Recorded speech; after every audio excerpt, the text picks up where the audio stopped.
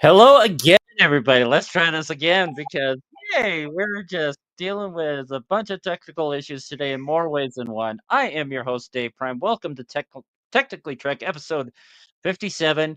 Glitch number one. I forgot to change it to 56 to 57 for the credits. Over there, Captain Katie, our Ditzy Witch. How are you doing, my dear?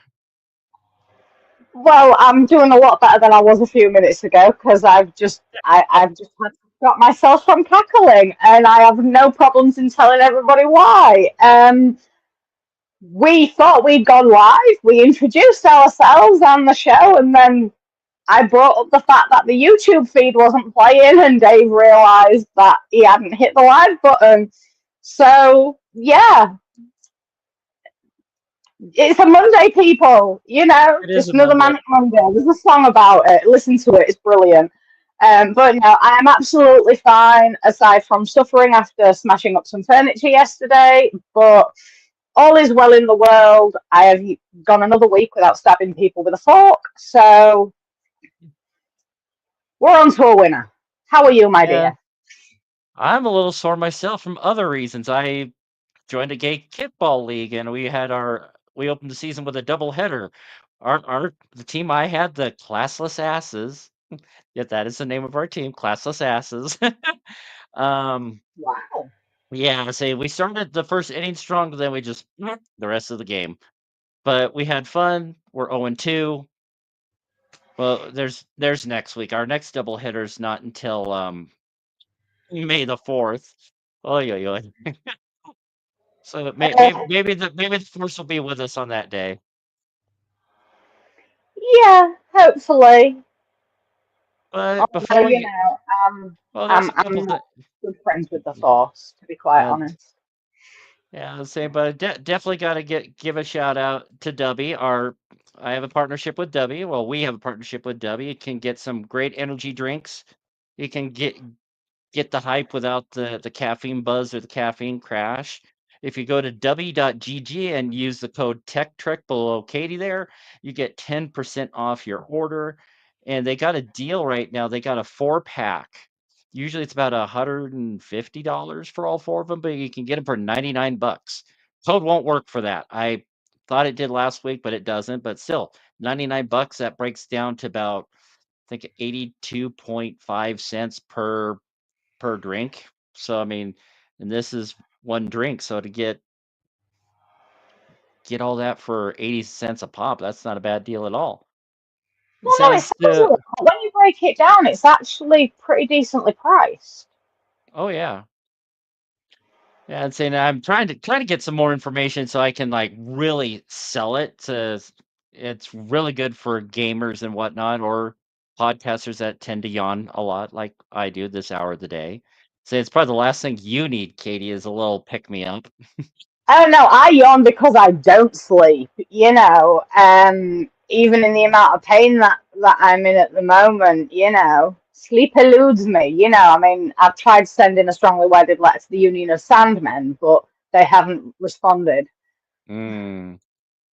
But yeah, same. But the other technical issue we're dealing with is that our guest of honor today, Manu Intiraymi, who's in this episode of Technically Trek, we're talking the Voyager episode Q2.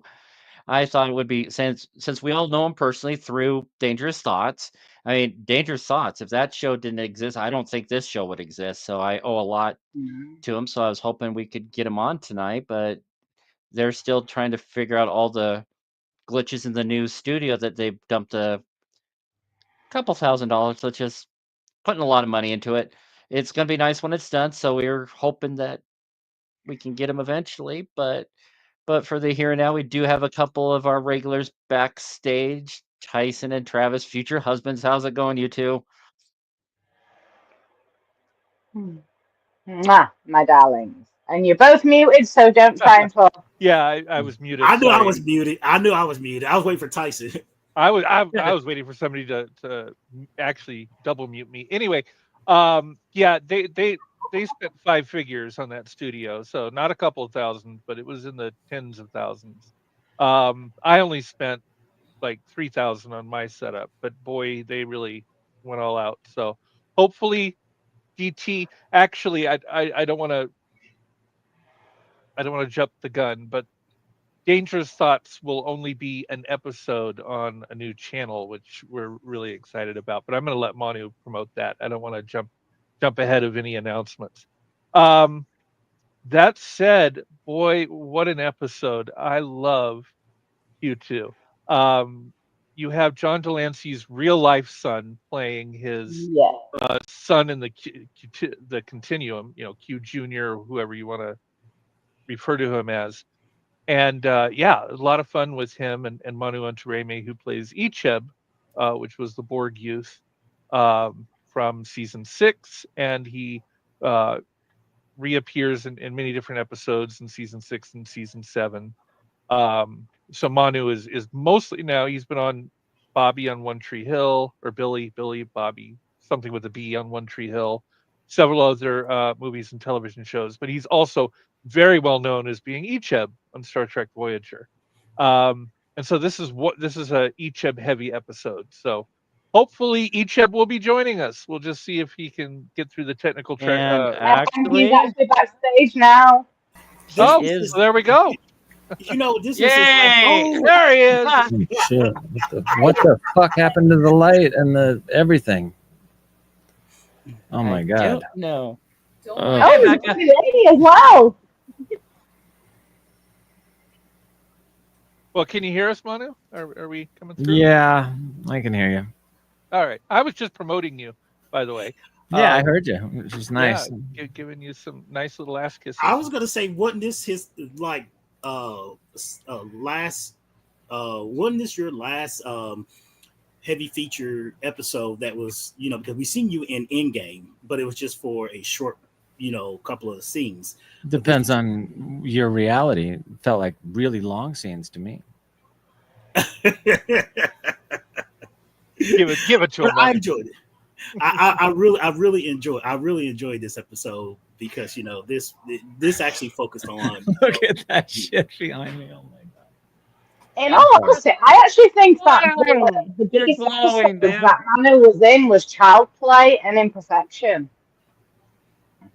Yeah, those were good. Child Play, Imperfection. Q2 was a good one. Child's Play, that was one of the first. How they introduced him. I also like that one about all the. I don't remember what it was. Maybe Human Air. I don't remember. There was one where, like, all these warheads were appearing from the middle of nowhere, and like somebody was zapping Voyager with warheads, and Icheb figured out where they were coming from with 7. Yeah, I know what that I don't remember that exactly what the episode was called, but The Haunting of Deck 12, that's an Icheb episode too. Yeah. Oh yeah. Oh, you know, I haven't seen that one. God knows That's how good. long. All the kids are sitting around the campfire basically, and Neelix tells them a ghost story. Yeah. It was right before Unimatrix. The Unimatrix Zero. You got a little, maybe a little overexposure there, There you go. Yeah, you're. What the hell? You look like He's Casper he's ghostly white. or Yeah, Powder, or take your another Victor Salva film. Anyway, so about the episode, Manu, I think we're gonna have to ask you, what was it like working with John Delancey and his son? And I mean, I can't imagine how fun that must have been. It was. I was 20, and so I was having a blast. Maybe I was 21. I don't know. Oh, the Delancey episode, I was 21. Yeah. I didn't know who Q was, so I wasn't like, starstruck or anything. But John Delancey's son is probably one of the coolest kids. Well, I mean, he's an adult now, but at the time was one of the coolest kids. Really kind, intelligent, smart, perfect. Fit the character perfectly because, well, he's John Delancey's son, and John Delancey has that very distinct way of talking, and his son was able to settle right into that being his son. I just thought it was cool that they cast his kid. He does a lot of charity work now, right? His son. Yeah, and I don't know if he still is, but for a long time he was like one of our diplomats or something like that. He high up in the government. He worked for the U.S. Foreign Service. Yeah, there we go. Well, Trump took care of that. He could also crip walk. He was an amazing crip walker. He had a good crip walk. Kid could dance, is what I'm saying. LA, all us white boys want to have our own crip walk on the dance floor and think that we're hard. And he had a good one, from what I remember. I saw his crip walk at a convention in Blackpool, England. Blackpool, England is like the Vegas of England, but on a beach. And me and Delancey partied there when we were kids during that con. Yeah. Wow, Blackpool's that overrated. sounds like a lot of fun. It was. What was the question? Oh, just so what were some of your takeaways from I mean, you had a unique perspective. We all watched it on TV. You were actually Oh yeah, I forgot I was there. behind the camera. Yeah. Well, it's the same for me when I'm watching it. I forget I was there. It's really easy to forget you were there when you've got a $5 million show with thousands of people making it look like a real reality. When I watch the series, I get as sucked in usually as the rest of humanity, and I don't honestly, when I watch the show, I don't see. I always think of it as him on the screen. What's Icheb doing? Not what not what I'm doing. I have reflections about and memories about what we shot, and I just remember that episode. I was so sick. I had like 103-degree fever for that whole shoot. So I was barely. I remember I almost passed out. I was like, when you're that sick, you've got to like focus in for the take, and then you let yourself go back to feeling awful. It was just. You was in that one scene where you was passed out. When you got before I get with the zap. If you're half dead, that's really good when you've got a fever. Yeah, well, I actually did. I remember that they said, I didn't know how long to shake for the effect of the what's it called? Electrocution. Star Trek. Where you're sitting there.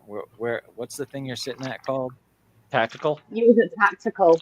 Yeah, so I'm sitting at tactical, and I knew it was gonna come up. The electricity was gonna zap me, and I didn't know how long the effect was gonna last, and so we had to keep doing.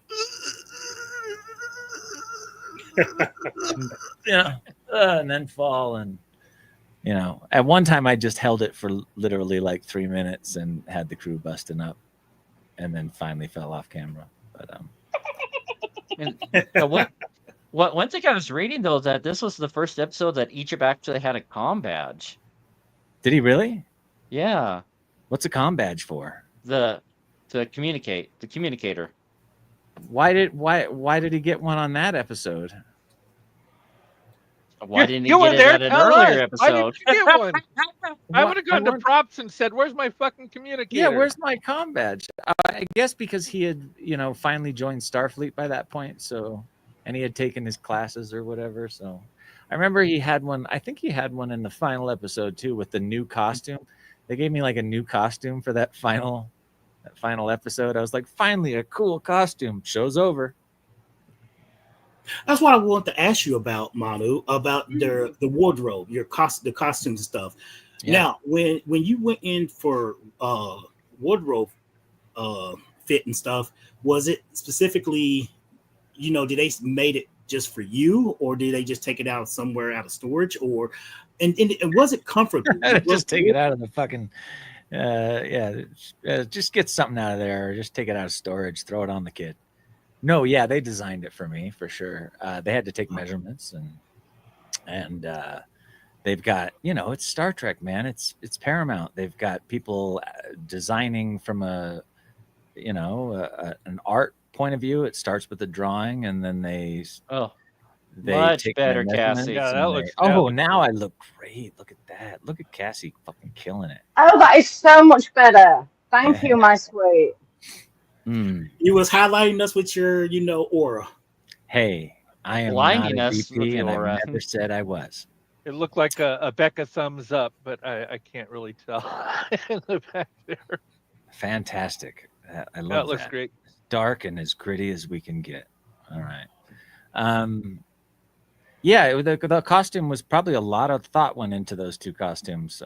From the Borg design, which was incredibly detailed, and I was half Borg and half not Borg, so it was like you had arm pieces, and then my leg was sticking out, and it was a very complex costume that included a pantyhose over my right leg and different robot pieces stuck to it, and then they painted veins along the pantyhose.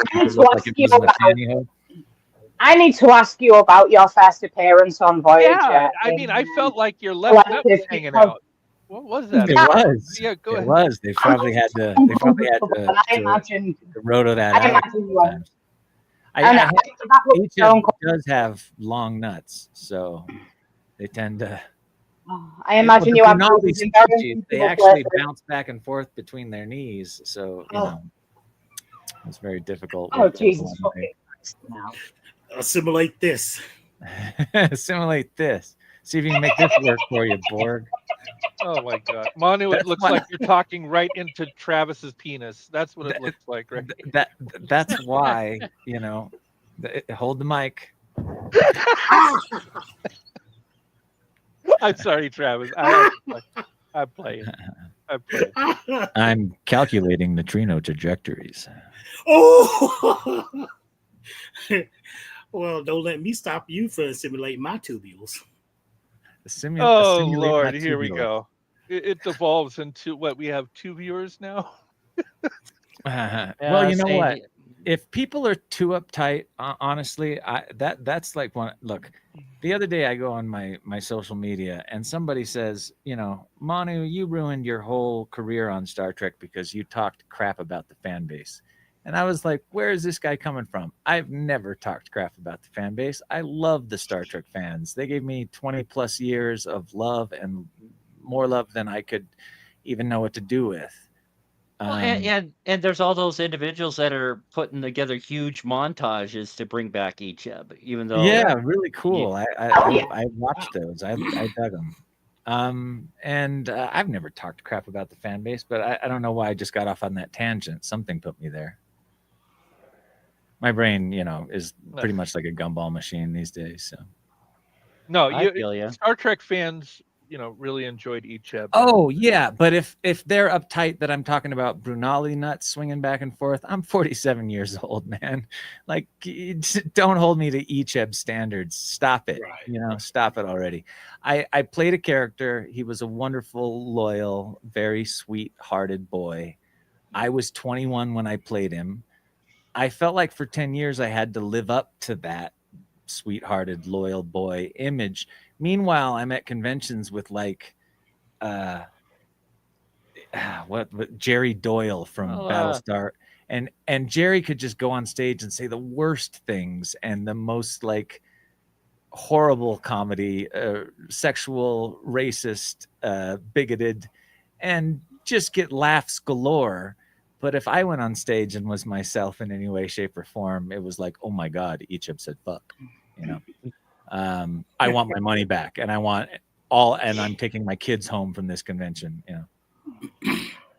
Wow. Do you know what? A few people were like that in the early days with Brent Spiner because they expected data, Yeah. not Brent. And it's like, hold on a minute. That's a character. These are people. Get over yourself. Yeah. Yeah. So I'm that's sorry, the but those only people crap I are think shocked. I've talked about some Star Trek fans is that super left wing that super left wing group that are like super politically correct, and you can't be human, you can't have a sense of humor. Those guys do exist, but 97% of the fan base, 99% of the fan, well, no, let's say 97%, because there's that 1% that are like crazy dangerous, that like love you until you don't fulfill their expectations, and then they want to kill you. Not 1%, maybe even 0.01%. But then there's the 1% that are a little weird. Yeah, well, yeah, and it's going to be that way when in Star Trek. No matter what. What was it? Was it Generations when the saucer's about to crash and Brent says, "Oh shit"? I want to say the theater exploded in laughter, but you have those 2 or 3 people that went home and they wrote Paramount. Data shouldn't be cussing. He's the nice one. Blah blah blah. You know. Data would have a thesaurus of cuss words that from every language. Exactly. He would be the king of cuss words. He just wouldn't know how to deliver the comedy. The thing is, though, in that one scenario, oh shit was probably the most appropriate. Yeah. And it elicited so much laughter from the theater. Like, Yeah. it was brilliant. And it had taken him so long to learn the proper thing to say in that moment. Exactly. But that we yeah, appreciate it.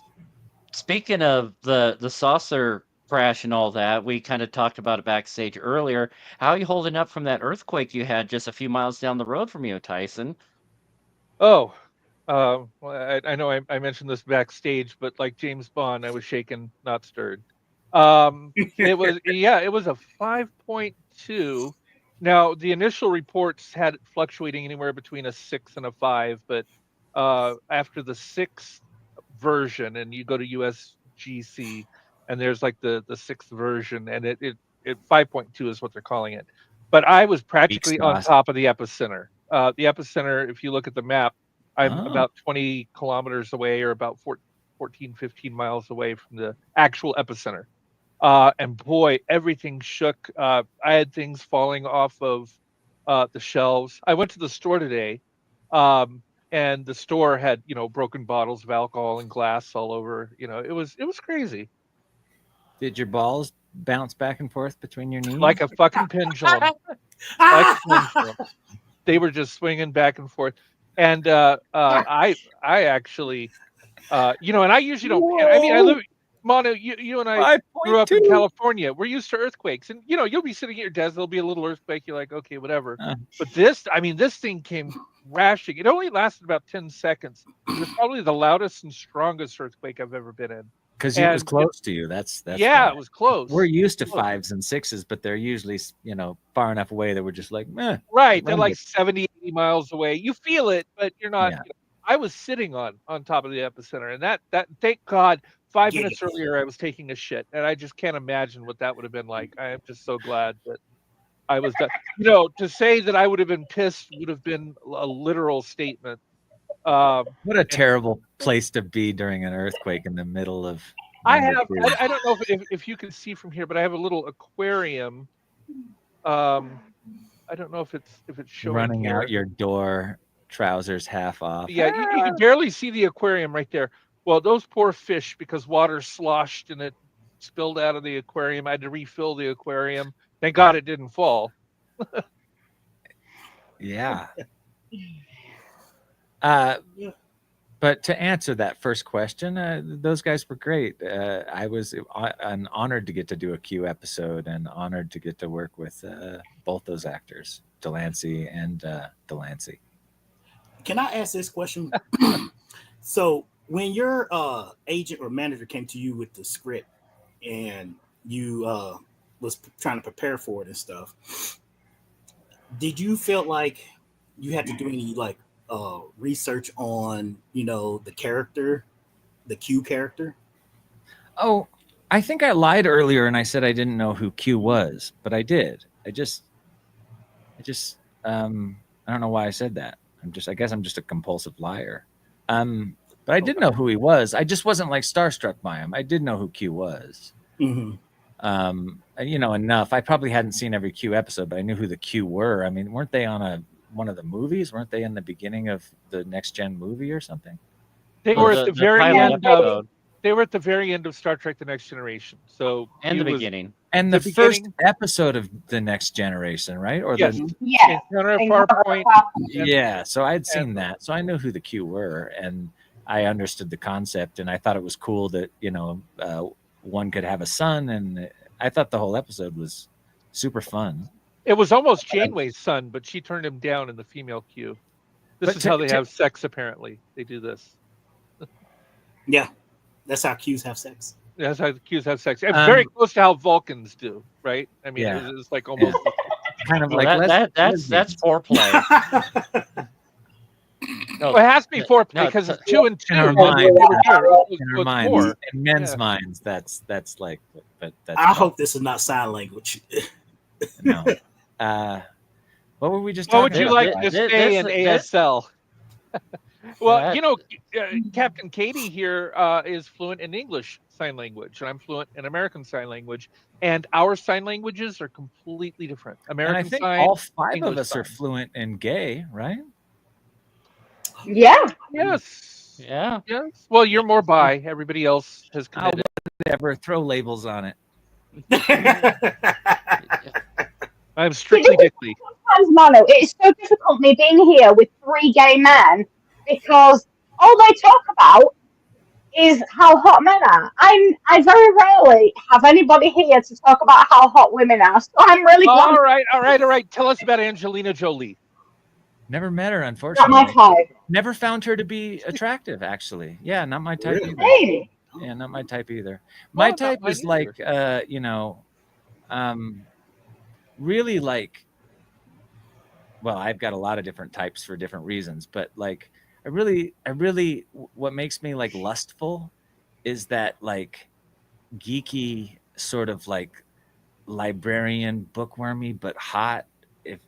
But she's got the glasses on and she's got her hair tied up, the little cute, like mousy Jewish girls with like Okay, no I chin. thought you were going with that bitch on the opening of Ghostbusters, but no, not that. Yeah, yeah. Her young with with a voice that was a little higher, like maybe when she was younger, if her voice was up. It's her voice that turned me off. I don't like a woman that's like, hey. Well, the first thing she said was, "Ah!" I mean, Yeah. what was her? But That was her first- they think they're really sexy when they speak like this, and you're like, what? Wait, you're supposed? No, that's not sexy. That's. I like I like a girl to be effeminate, not Oh. smokers. So- No, Mala asked the question for Tyson and Katie. What's their version of sign language for boulder? Well, this is rock. I guess, this is mountain and rock. So maybe boulder. Oh, this is work. well, It's also the there sign isn't actually, as far as I'm aware, there isn't actually a Ulder. sign for boulder, so it'd be like large Big rock. Big rock. Yeah. Yeah, like large rock. So Or Boulder. You could spell it out too, I guess. I've got a big rock. Yeah, and a small one, and you always have a big one and a small one. It's weird. One always hangs a little lower, and Hey, and if you Dave, don't you get asked the right me on. underwear. Well, it's like, well, Mala asked the question. I just put it to the forefront. So Hold on, yeah. I'll give you the sign for Boulder. Ah! Oh, Extra good. behavior. Tyson. Tyson. Manu, I have another question for you, if you don't Okay. mind. So this is something I've seen, throughout, because we all kind of geek out about, the tech of Star Trek. Now, when you're sitting there using the consoles, Yeah. the consoles and stuff, did you ever ask, the people, like, is there a certain button do I need to push, or is it just like, just pretending like you push any buttons and stuff, like giving the interaction of like you're, making like knowing what you're doing, touching the L card buttons on screen? I can only speak for myself, but I have talked to other actors about this. We all make up our own ideas in our head for what, because the buttons aren't buttons. They're just, at least when I was on Trek, they weren't. They were just glass panels. And so like I would run my finger up the side of a thing and then hit a couple buttons, like and I, in my own head, I would know what I was doing. But everybody chose to touch buttons a little differently. If you actually go through the Treks and watch different actors button touching techniques, we all have, little different techniques.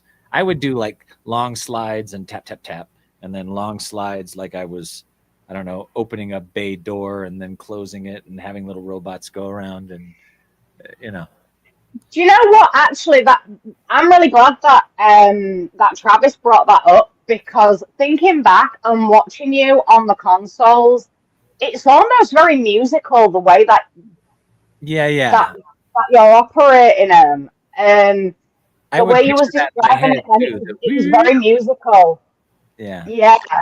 Sort of like I was playing one of those things called where you can like play the music, the instrument with your hands in the air. A Like vinyl? what? A That's terrible. tremophone or a something. I don't know what they're called, but they're like. No, Katie said it's a theremin. Theremin. Yeah, Yeah. Theremin. yeah. I said therophone. Yeah, you got me. And also, and there was another question too, because I've Yeah. seen you have used it before. The tricorders that they have, Yeah. So is that the same as what you was like when you was pushing buttons, when you was like, because in the Jeffries 2, when he screamed itchy, and he was in the Jeffries 2 scanning, you was scanning and stuff and everything. Yeah. In that scene, was you, just doing this, or was you? I mean, was it just like the same way you was doing with the? Well, tapping? I would go, I threw everything I had into Icheb. So I went pretty method with the guy. I actually tried to stay in character as much as I could too. I wasn't like, diehard method to the point where I wouldn't talk to anybody or anything, but I would try to stay sort of in Icheb's brain. So yeah, when I was scanning things, I would try to think of intelligent things that Icheb would be thinking about the systems and what he was scanning and whether the temperatures was off, and I would pretend that I was seeing readings that were a little off, and I would adjust. And in the Jeffries tubes, when we were sticking those little cards in place and stuff, I would have little reasons in my head for why we were doing it. Not that maybe made it look any different than if I would have just stuck it in there. But I always had an intention behind why I was doing something. Okay. Like, for instance, there was an episode where the episode I had mentioned where the missiles were coming from different locations in space.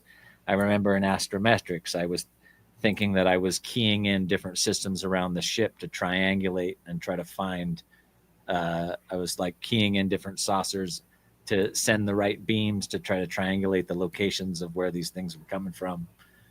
And, I would have little reasons in my head that, and convince myself that touching the buttons were doing that. I suppose some actors just go up there and arc their eyebrow, but no, I was thinking like real stuff. And that I episode was have called a Warhead. question. What was it called? Warhead. Warhead. Yeah, that was a good one. Yeah, Yeah, I actually have a I was just looking question. it up. when you got your scripts It's funny because and you didn't you have these back then. It's very similar. These are very similar to. Exactly. Phones are almost like tricorders. But Yeah. sorry, Katie. Katie had a question. In the flat screens, you know, they looked similar to that, and you would drag. It was almost like working a. You know. That's a Ghostbuster thing. No, that's Aliens. It's a tricorder. This is. Oh, I thought that was an Aliens from. No, Oh, yeah, it doesn't look like it's from Aliens. Yeah, it looks like it's from Aliens. Like, dude, how close are the xenophobes from getting to us? Not And it does different. It does different. What are they called? Xenomorphs. Xenomorphs. What's a xenophobe? Oh, people that are scared of aliens. Okay. You know, I get my words mixed up. It's okay. I wasn't a khaki gargaduate, college graduate. But no, I actually have a question for you, Manu. When you started receiving your scripts for Icheb, and you saw all the technical jargon, were you worried about things like mispronunciation, or did you consult with someone, or had you watched enough Trek in your time to like kind of get the hang of what you'd be speaking about? As soon as I got on the show, all my worries were taken away because the actors on that show, besides one gentleman that I think is a terrible person, but everybody else on the set was, and even he was kind on when the cameras were on and stuff.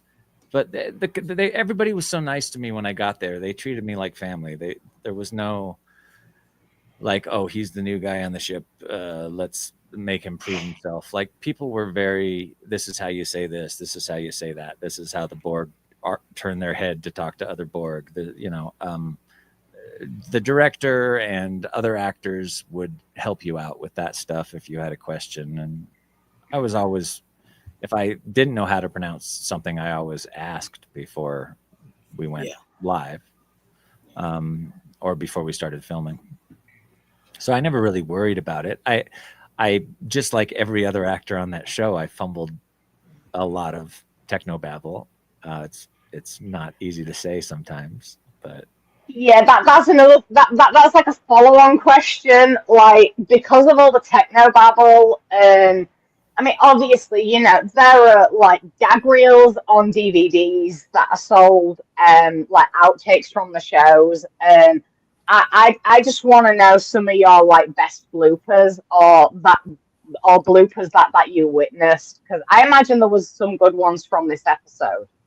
We had great bloopers, and they were all so foul. Mala. Robert is about the sweetest guy. Like, as far as like, you know, Star Trek fan fuckers and people that like abuse the fan base and get nasty and party, Robert Picardo is not going to get down. Like, Robert Picardo was married for most of the time that he was on the show. I don't know if he's, I know his wife went through a breakup a long time ago. I don't know if he's with someone now, but he's one of the most sweetest, kindest, non-sexual with the fan base people. I would think Ethan Phillips is really sweet too. Yes, Ethan Phillips is dirty-minded and has some of the worst jokes you'll ever hear behind closed doors. I like that. On stage as well, he's hilarious. He's actually a joke collector. He goes to joke conventions, and so he's always got like 20 new, 500 new, 2,000. And the man is always on 24/7. He gives his energy to everyone. I don't know how he does it. Amazing human being. The sweetest person in all of Star Trek, though, has to be Doug Jones. Doug Jones is the sweetest person on planet Earth, not just in Star Trek. That guy is quite a person. Everybody gets a hug. He's a hugger. Yeah. I've always had these like horrible thoughts about him that like when he gets behind closed doors, he's like a Satan worshiping baby eater. Oh, come on. He really is the sweetest person. No, he's so kind. It's unbelievable. He's just such a sweet human being, and great actor too. I got to work with Doug on a movie I produced called Fifth Passenger, and that's where I met him and got to hang out with him. And yeah, he's just true kindness, you know, real heart. it's neat to meet people like that. Now, in this episode, do you remember any of the like, you just mentioned about like the funny bloopers, or like some of the, things that they had to stop cut because somebody said something that was so funny that y'all was like, Well, I can't believe you said. Me and Q a couple times gave each other like googly eyes because it was so obviously, hey man, want to go back there and work on something together. You want to go fill my plasma exhaust? Yeah, I mean, come on, man. They were. Hey, Itchy. Hi, Q Ball. What are you doing? Man, you do gay better than I do. That's scary. Yeah. Hey, baby, you want to go in the Jeffries tubes for a second? Ooh, which tube? Yeah. Yeah, we did a little. We had fun with the innuendos that were already in that script. So we got some laughs on set during that. But for bloopers during Q2, that was about it because I was so sick I didn't have time to do any like extra performance. About that chair fallout and the couple of like giving each other googly eyes for too long during the take, stuff like that. Like I did that with Roxanne during our scene where I thought she liked me. Like I reached out and touched her hair, and I would do extra things that weren't written that would get laughs from. That didn't make the cut, obviously. I like that. Speaking I'm of sorry, Roxanne, baby, but I've we just can't. No, speaking of Roxanne, going kind of touch on the episode a little bit when Junior was made the engineering into a Actually, I can nightclub. remember when I'm sorry, but when I reached out to touch Roxanne's hair and I just barely touched it, like I was flirting with her, she literally went. She was like, "Stop it." So she channeled her in a Klingon. Yeah. She was like, "Oh, Oh. got a good laugh." We were, the whole cast was so fun about, ruining takes. And during season 6 and 7, they had sort of earned the right to do it. And so as a kid, as a 21-year-old kid, I sort of like, and because they made me feel so accepted that I played along with them and I ruined a few takes myself. I will say, having been back, and this was so. Ricardo would say such terrible things. Oh my God. I got to be behind the scenes at Star Crew, and there were several takes that were just like when Ram Zombat is doing the and then cut. You guys, you're like, he's right in your face, cut. And then there's huge laughter. I mean, it is just so fun to see what happens when the director yells cut. Picard would do great things, and I've told this story before, but I had a buddy that snuck me a bunch of B-roll of outtakes. And I so wish I still had them. Somebody, when I was moving, threw out a whole box of all these VHS outtakes I had from Voyager. And they were like bad stuff that like if it made its way to TMZ would like ruin careers. It was great stuff. And it's gone now. But like Picardo would say, like, tell the captain to meet me at 0600. And by the way, tell her she's a righteous, and you would say horrible things, but just for fun, because hearing the holographic doctor call somebody an MFer was just fantastic fun. I'll tell you, Patrick Stewart though, it can be pretty. I mean, if you've watched Family Guy, because he plays not Family Guy, American Dad. He plays the director of the CIA. Director, what's his name? Bullock. Director Bullock, right? I mean, he's a coke sniffing, this crazy character who's cussing and all this other stuff. Trying to have sex with Haley, and it's like, this is Patrick Stewart. I loved that. What was that show that he had for like a year or two, where is this the character you're talking about, or is this?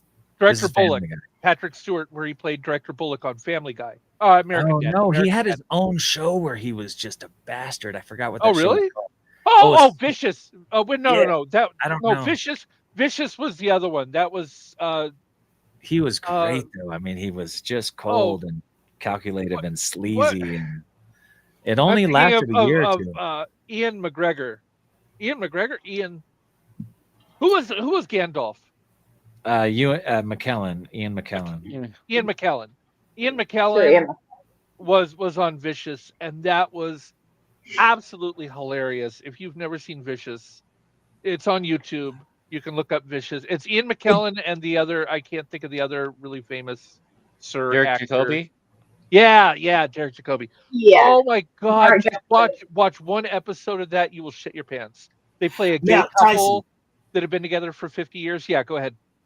I was gonna say, now remember this. I don't know if anybody remember this, but they got the cast together. Seth MacFarlane got the entire TNG cast together in the early days of, I think it was in the No, fourth. that was season Family Guy. of That was Family Guy. Family Guy. He Yeah, got them, that one and was Family Guy. it was so funny watching Stewie interact, with these characters, these guys They're taking playing questions themselves from and the stuff. audience, and one of the questions was, "How do you keep your sponge from smelling?" Oh, that's a good question. You have to wring it out and let it dry so it won't accumulate the bacteria. Susan, that's not a Star Trek question, and it just kept going. It was was Let's see hilarious. a question from viewers. We have a question along the bottom of the screen for Manu. From James, was the camaraderie in real life as real as it looked on Voyager? Yeah, as far as yeah. I mean, there was only one person on set that everybody thinks is a douchebag. I don't know how he still gets away with it to this day. I hate him. Would it be somebody whose last name sounds like a dick?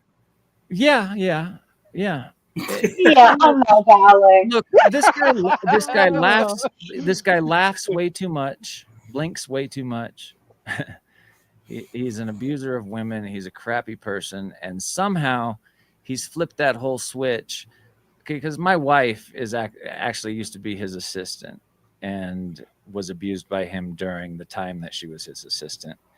And I've also seen him just behave in terrible ways during cons that I won't go deeply into, but he's an abuser and he's a dangerous person. And somehow he's flipped that whole script onto me.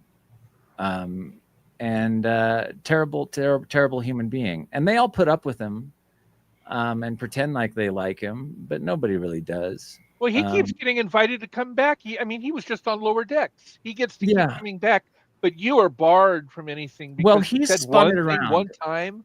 That was ridiculous. I will quickly tell you how he's spun it around. Because my wife was abused by him when she was his assistant.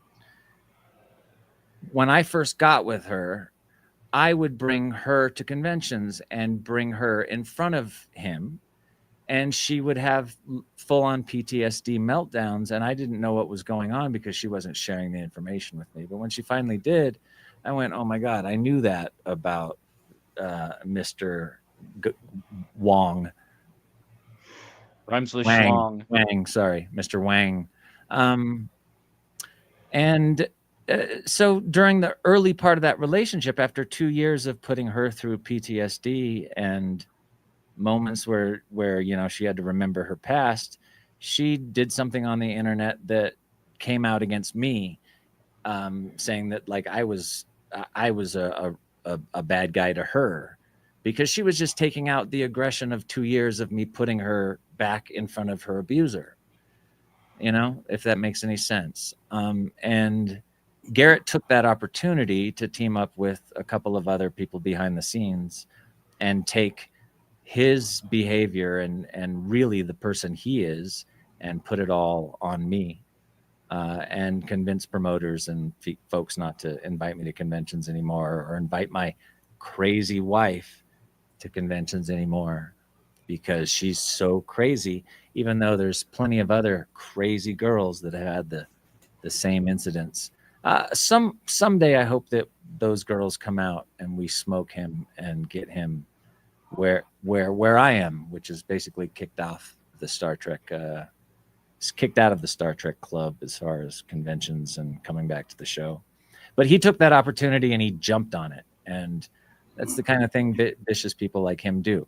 But the camaraderie besides him, awesome human beings. Every single person on that show, like really awesome human beings. And so I feel almost guilty about taking so much time to talk about what a schmuck he is when those people are really beautiful.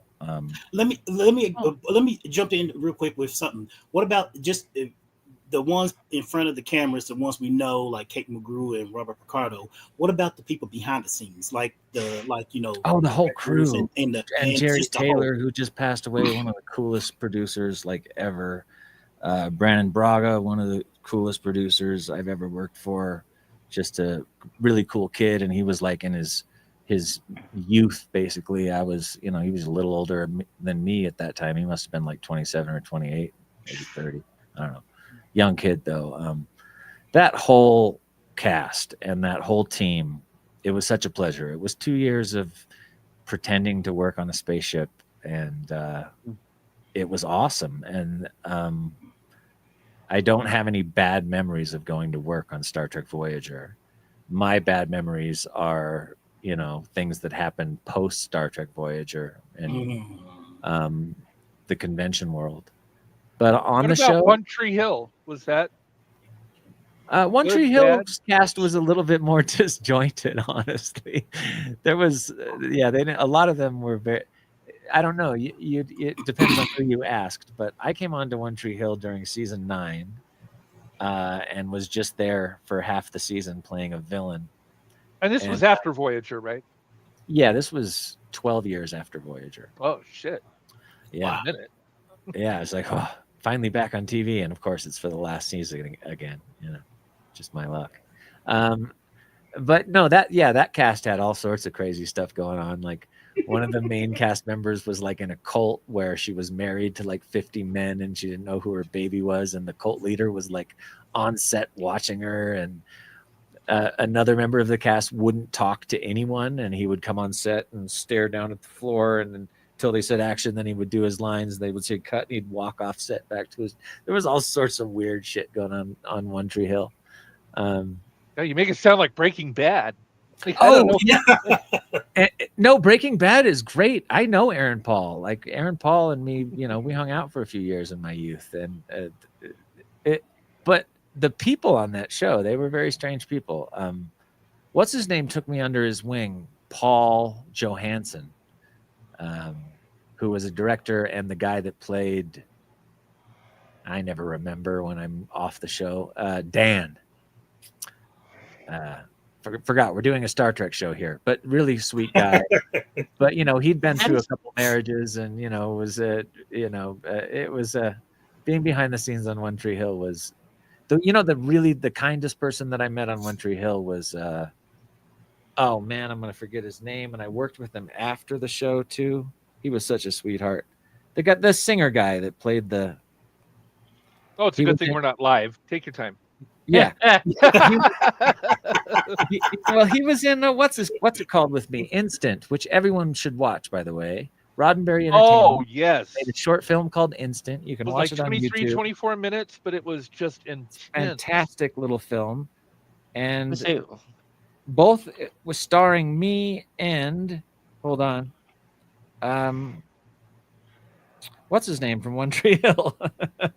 Well, without giving anything away, it just starts with you guys in a cafe, and then the police are chasing somebody. They break in, and you guys become hostages, and you have to watch it. You have to see what happens. Yeah, Instant. Look it up. It's really amazing. Good. What was his name? I know we're live. Somebody else say something until I find his name. Just a question: How are you and Rod Roddenberry?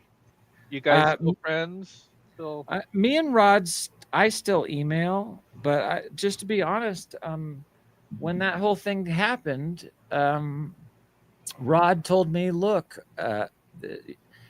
if people don't know this, 10 years ago, 11 years ago, me and my wife." When we were first together, got into an argument. The police showed up earlier that day. She has seizures. She had fallen down, so it looked like she had marks. I yelled at her. I broke up with her, and she went online, and a bunch of fans that had picked her up that night took pictures of her marks that she'd gotten earlier that day, not from my hands, but from the tree that she had fallen down on grocery shopping when she had her seizure. I'm sorry. It's so. What was the question?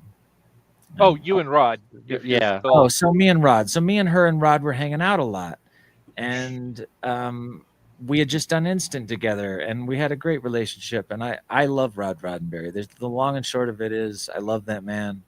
He's a great friend.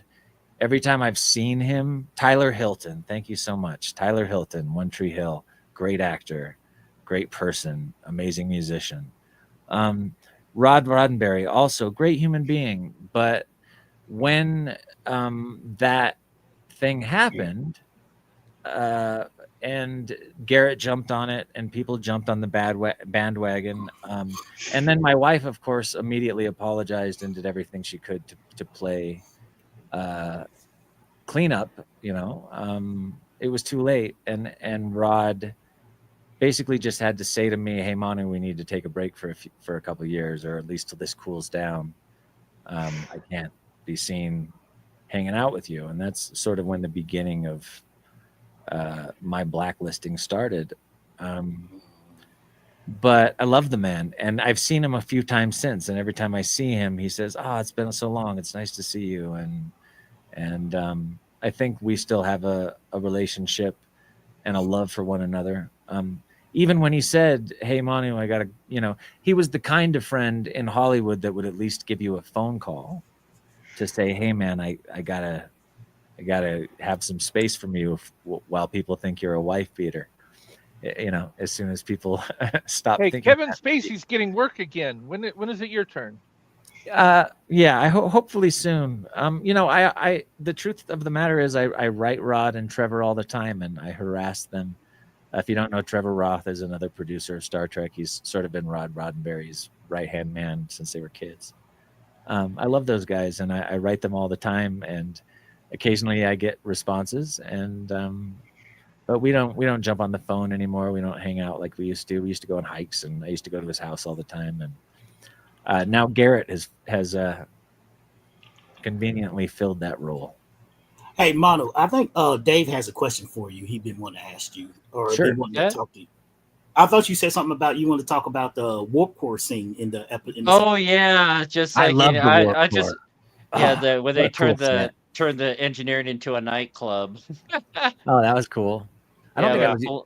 But B'Elanna was just saying that if they keep this up, there's going to be a warp core breach, and then Junior snaps them all into the hallway, and just like, what about the breach? They just walked away like there's nothing wrong. Well, Junior probably turned off the party, didn't he? Well, he just do we he assume? just Oh, yeah. 86'd them all. Yeah. I got a question for you too. It's When you such a good first met, set, though. That warp Yeah. core When you set's first- so cool. oh, it is. When you first met Keegan, like when you actually first met Keegan, like when Mhm. y'all first was like in the first scene stuff and everything, or like before y'all got to do your first shoot and everything else. Did you guys feel like, when you Attracted to each other? Yeah, did you guys no? Did you guys feel like, how I'm gonna be able to work with him? Is he cool? Is he, does he have is he somebody that I'm gonna be able to do, vibe off of, have a good vibe off of, in my scenes? I honestly, look, this is 20 years ago or more, 25, 24 years ago or something. So I honestly don't remember the first time I met Keegan. I think I might have met him on set.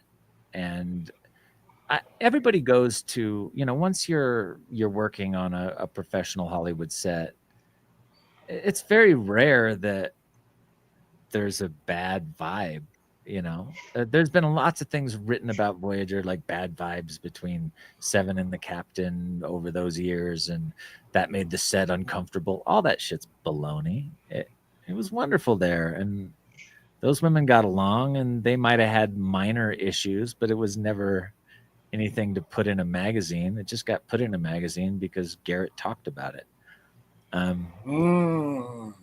But there wasn't, people loved each other. That we all cried that final episode. Our last days on Voyager was we literally were a TV family that went to work every day, and Yeah. not only that, but we brought all our passion and all our art and all our belief and our talents and everything to the set every day at 4 a.m. to get into makeup and to leave at 2 a.m. to come back again sometimes. And we worked hard on that show, and we backed each other up, and we loved each other, and that, I think, is more true than any of the fake camaraderie that you see at conventions. Yeah, on the show, it was fantastic. I had nothing but a fantastic time working on that show. I have a question.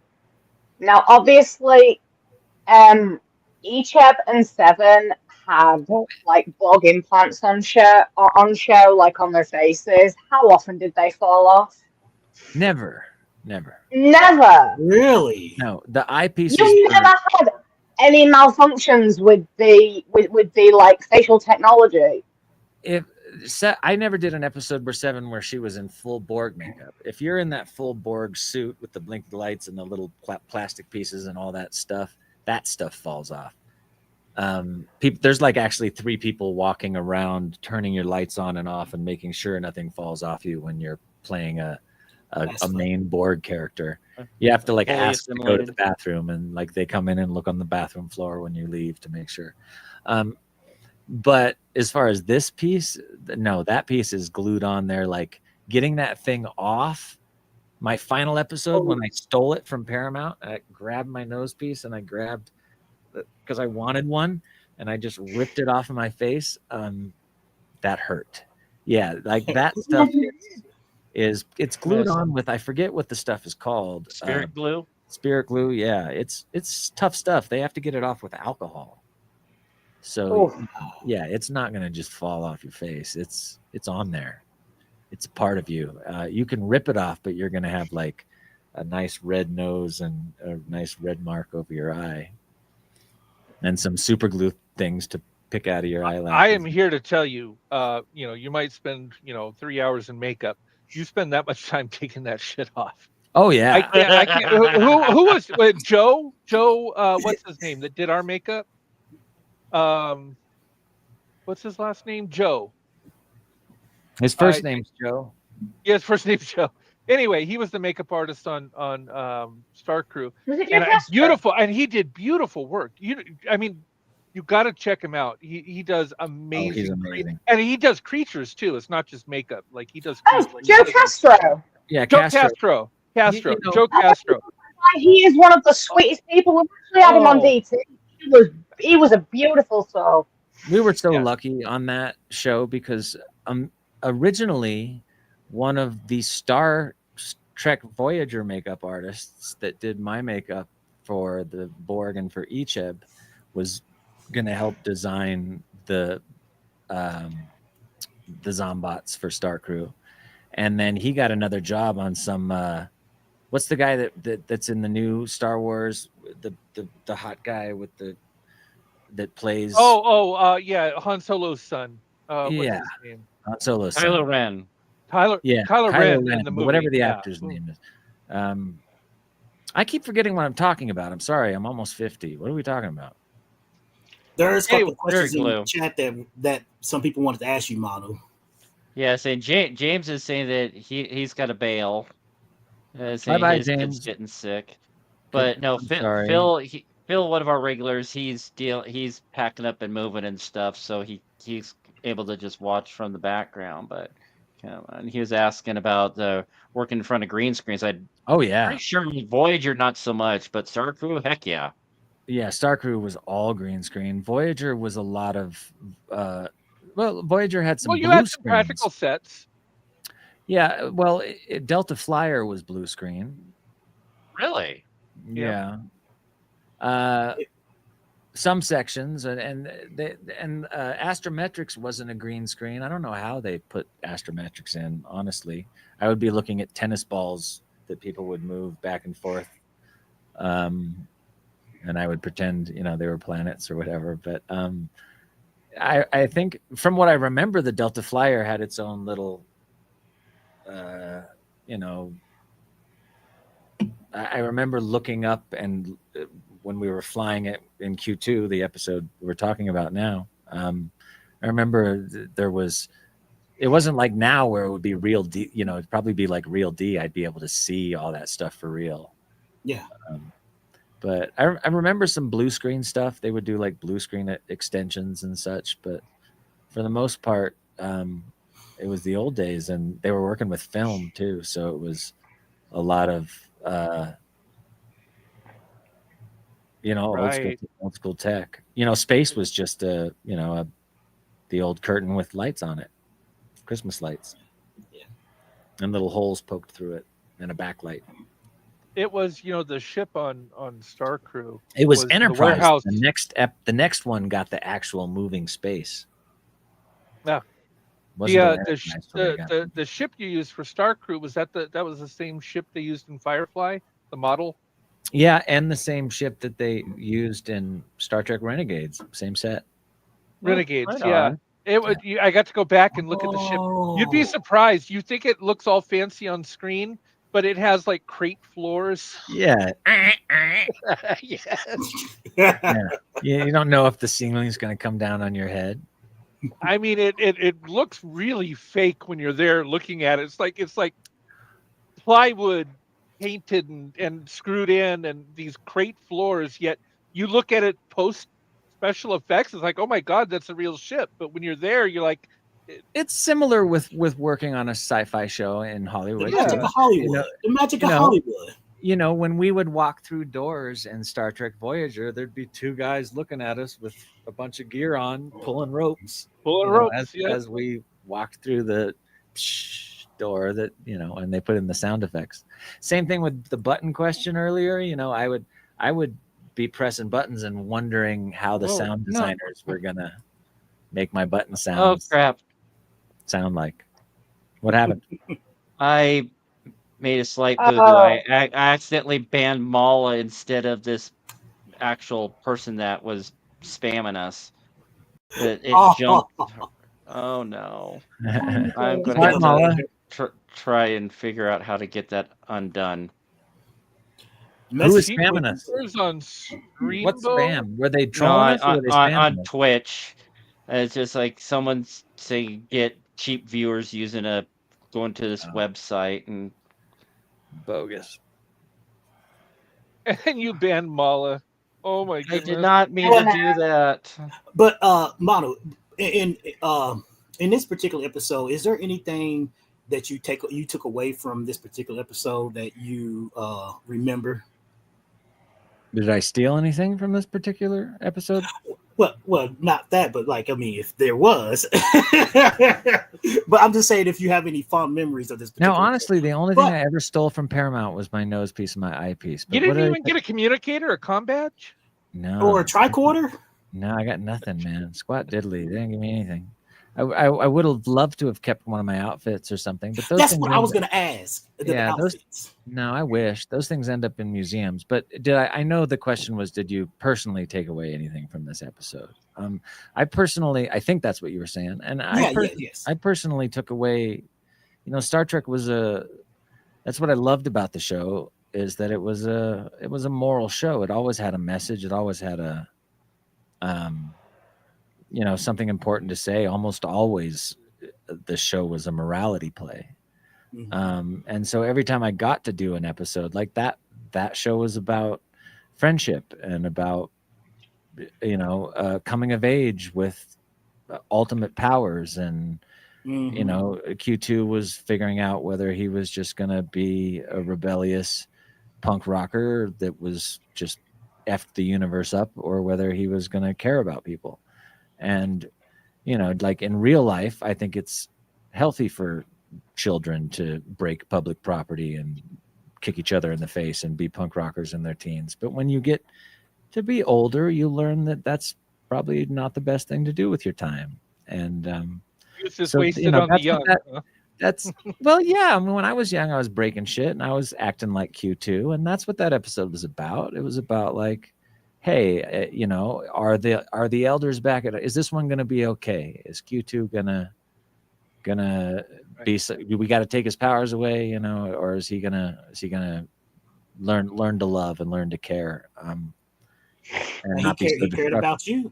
He did. He saved my life, and it was a beautiful story. I don't think there was an episode that I read that my character was majorly involved in that I didn't take something from and wasn't excited about making the episode because I knew it took Well, on you had real an episode matter. all about you, about the Bernali, about how you were created to be a weapon against the Borg, and I mean, it was a totally Oh yeah. Manu-centric or Icheb-centric episode. There was never an episode about me. If there Right. was, people would understand me much better because they would be like, "Oh shit, that's Manu, not Well, Icheb." your character got its own show, which is pretty cool. But most people are just lucky to be a character on a show. Wouldn't that be fun? But you had that whole show just Manu. about you. Icheb meets Well, Manu. yeah. I would watch Wow. that. In I that would watch episode of Child's Play, you got to work alongside Mark Shepherd as well, who played Icheb's dad, Lucan. Yeah. And I mean, I love that guy. I've met him completely accidentally, and he was lovely, even though I made a complete tit out of myself. But Yeah, he's great. I didn't know He's great. I didn't know that it was him, and I thought it was wearing. Do you know how sometimes people wear like a long sleeve T-shirt and then a short sleeved one over it? Well, I thought he was wearing one of those, and then suddenly I realized that it was two full sleeves of tattoos, and I didn't even know that it was him, and I just went, "Oh my god, his tattoos are beautiful." This was when I was at a Comic-Con, and it just turned around and it was Mark Shepherd, and I'm just like, "Oh, holy crap! I've just really embarrassed myself." I knew Mark from. I didn't know him from any of his other work except for an Irish film that had come out right around that time that was really powerful, like an Oscar winner with Daniel Day-Lewis, and so I was excited to work with him during that moment in time. And then didn't he play somebody amazing on Supernatural? And didn't everybody on Crowley. Voyager end up on Supernatural at some point? I remember him. And I was like, Supernatural. when am I going to get my Supernatural job? I was so bummed out I didn't get to I remember him. work with and my this is- dad. Could have This worked is me geeking out. I remember him in an X-File episode in 1993 or 1994. He played Yes. a guy who can set himself on fire. Yes. I remember that episode. I was like, wait, I remember because I remember seeing him. I was like, I remember him in X-Files. Like, He was the perfect casting for my dickhead dad because he's got that little naughty look behind his eyes, And then his dad. My was in an mom, episode that of- actress was amazing too. I don't remember her name. Mm. She was so good. She cried take after take after take after take during that whole, we have to send our son back to the Borg and sacrifice him to the evil gods of saving us from the Borg. Yeah, but then Mark Shepherd, his actual father played another character in Voyager, Bliss. Yeah, he's sort of like Mhm. second generation or third generation Hollywood actor family. He's like a He Jeffrey played- Combs. He's a Wasn't his plug dad and play in anywhere you need him. original Star Trek movie or something? Did y'all not remember he played He the was in one of guy the original who was in films. TNG in the second season of TNG where he said, "I taught Noonien Soong everything he knows, so I'm Yes. basically like your grandfather." He Yeah, jumped into Dave's David's body. granddad. Yeah. Yeah. Yeah, I remember Mark telling me that his dad was like, Star Trek royalty or like, Hollywood royalty or something. So I think he appeared a couple times in the Star Mhm. Trek universe. Yeah, but William Shepherd, the role that I remember him most is Canton Delaware III from Doctor Who. Never seen Doctor Who, but I like Even the guy. Tennant was I- the only doctor. Tennant as was far the as I- only Doctor Who, right? Yeah. Although we were, Sylvester McCoy is signed up for Star Crew. Should we sell that pilot? And that guy's amazing too. But Sylvester was Doctor Who like in the 70s or the early 80s. Mm. By the way, if you go to Manu's X page, you can see little clips of Star Crew, which the first time I got to see him, really great, where the Star Crew meets the actors who played Star Crew, kind of like a Galaxy That's Quest the only thing, thing that I've. but they're released meeting so face to far. face. It was pretty cool. Yeah. Did I not send you like 4 minutes, the other 4-minute clip that I haven't released? No. You can send that to Good. me though. I will not. All right. I'll look at it. I would like I'm to not see going it. to send you the but- whole pilot, but I'll send you that little Yeah, piece send me there. that little clip. I'd like to see if there's. By the way, any clips that I'm in, I don't know if they've been done yet, but Yeah, you're in a few. You Okay. can pick yourself out of those zombots chasing us. all right, I wouldn't mind Yeah. seeing that. I want to see. Yeah. I mean, Castro did such a great job. I Yeah. can't brag enough about him. I wish we had an extra day to shoot more zombot stuff. Yeah, and that Because all director looks wouldn't. so I mean, what the hell with him? Because we did the take going up the stairs, right? You weren't happy with the take, but he kept arguing. Oh, it's good. It's good. It's in the can. Just move on. And you're like, I am not friends with him anymore. We co-directed that together, and that was terrible because it ruined our relationship. I really liked that guy, but I felt like he dropped the ball in such a bad way. yes. On that that we really had to save Star Crew in post, and it cost a good friend of mine who has been an executive producer of a lot of the stuff that we do, Dangerous Thoughts, even Fifth Passenger, Benjamin Troubles. He's been aboard Hell on the Border. He had to go deep in pocket to save that pilot because of the mistakes of that other director. But my bad for hiring him. I should have known. He rushed. Wasn't Saturday ready. wasn't bad, but on Sunday he really rushed it. Yeah, and he thought, he had like 50 shots planned, and then I should have called the shoot. I'll take it on the chin. My fault too. We had miniatures that were going to go in where the green screen was. So we had this miniature city behind us. We were going to use miniatures and a little bit of visual effects to doll it up. And so the math had to be right with the camera angle and the camera system. And day one, right when that steady, that techno crane showed up, that big camera on the crane, it was the wrong techno crane, and it didn't have the math built into it that we needed to shoot all that correctly. So I looked at Tim, my co-director, and I said, should I call this shoot? Should I send everybody home? Should we just call this a $10,000 loss and we'll do this another day? Let's just call it a loss. I should have. But Tim looked back at me and went, I can do the math in my head. We'll get everything right. And yeah, he did not have that ability. By the way, that miniature, and I forget the guy. And so we didn't even use the miniatures. It took him the whole day to set up that miniature. I watched him as they brought it in, and he was still working on it. It was a work of art. Oh, it's beautiful. Miniature. Yeah. Oh my God, was it beautiful? I did film some of the miniature. With your permission, I might show people, but it was beautiful.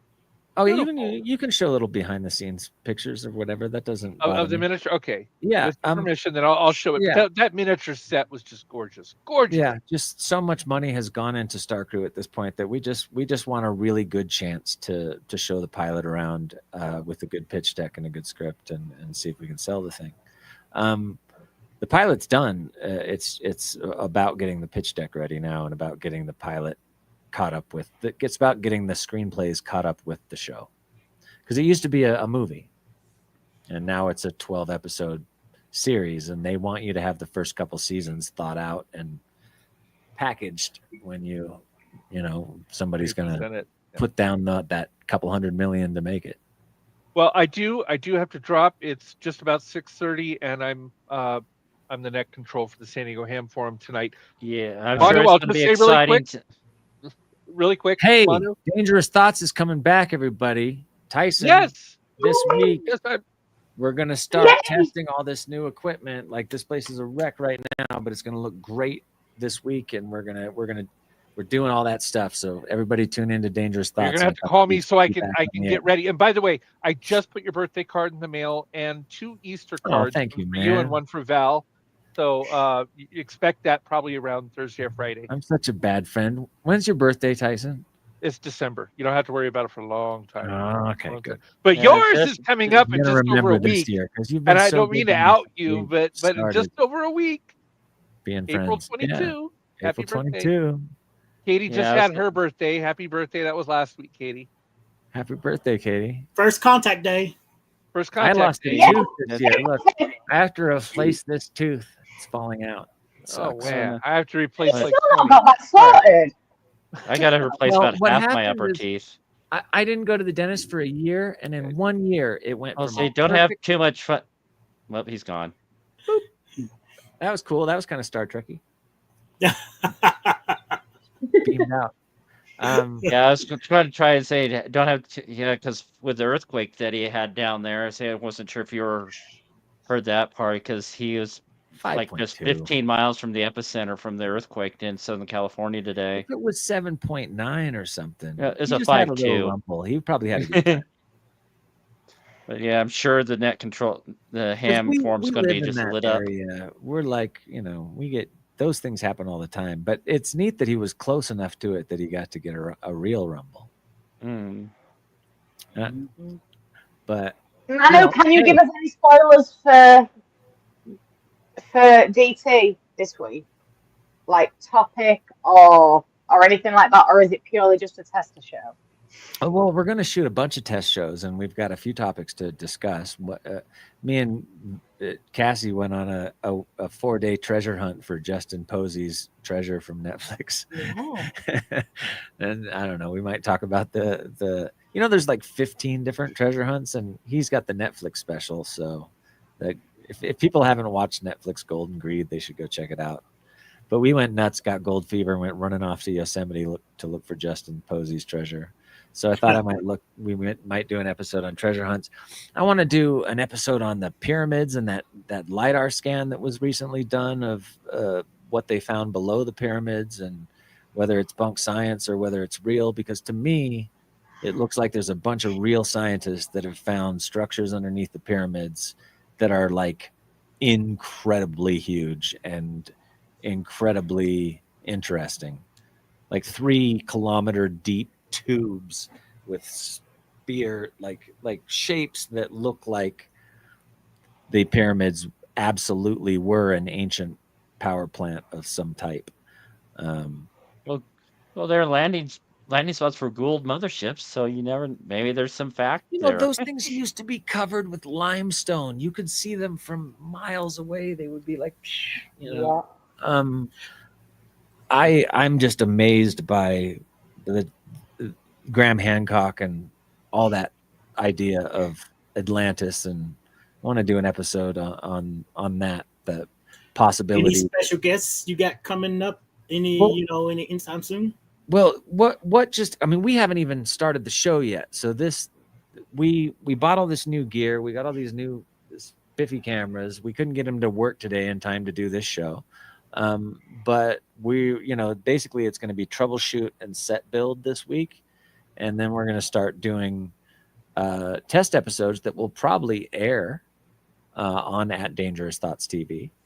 But then we'll do our first live show once we get the new system worked out. Because I know we're using you guys are using StreamYards right now. We're using a new system. So we'll be able to do all sorts of fun stuff. Like if a fan is in a bar in Australia, we can go straight to their phone and pop them in from a correspondent at wherever the heck. This new system has a lot of fun capabilities, and we've got fun lighting gags and all sorts of new stuff to try out. So people should tune into at Dangerous Thoughts, and please subscribe and please like you do on this channel and all the other Dangerous Thoughts channels. But it's like we were off the air for like 4+ months now, so it's going to be great in the air. Yeah. But yeah, you can view all the episodes at dangerousthoughts.show, and at some point in the next month or so, my blog will be returning as well. As Yes. soon as this week and next, Katie will probably be figuring out guests, figuring out topics, figuring out scripts, and doing all that stuff to get live again. I'm already doing research on topics that we've previously discussed, and if you want me to look into the pyramids and stuff, I will do.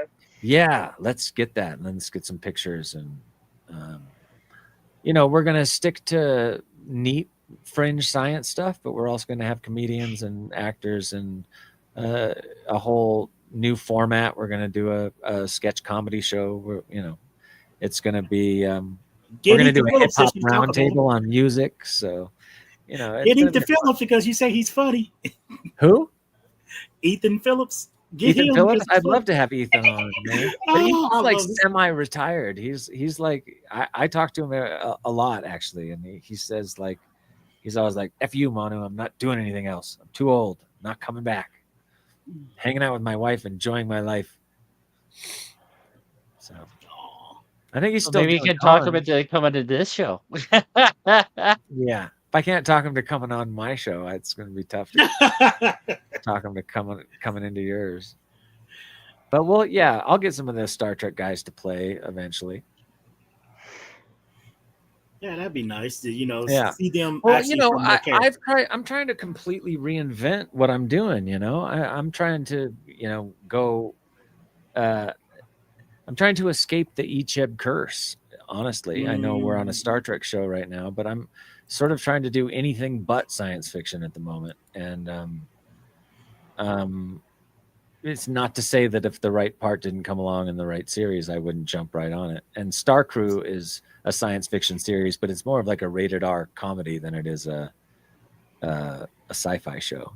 It just happens to take place in a sci-fi universe. It's more like Galaxy Quest with a big hard R.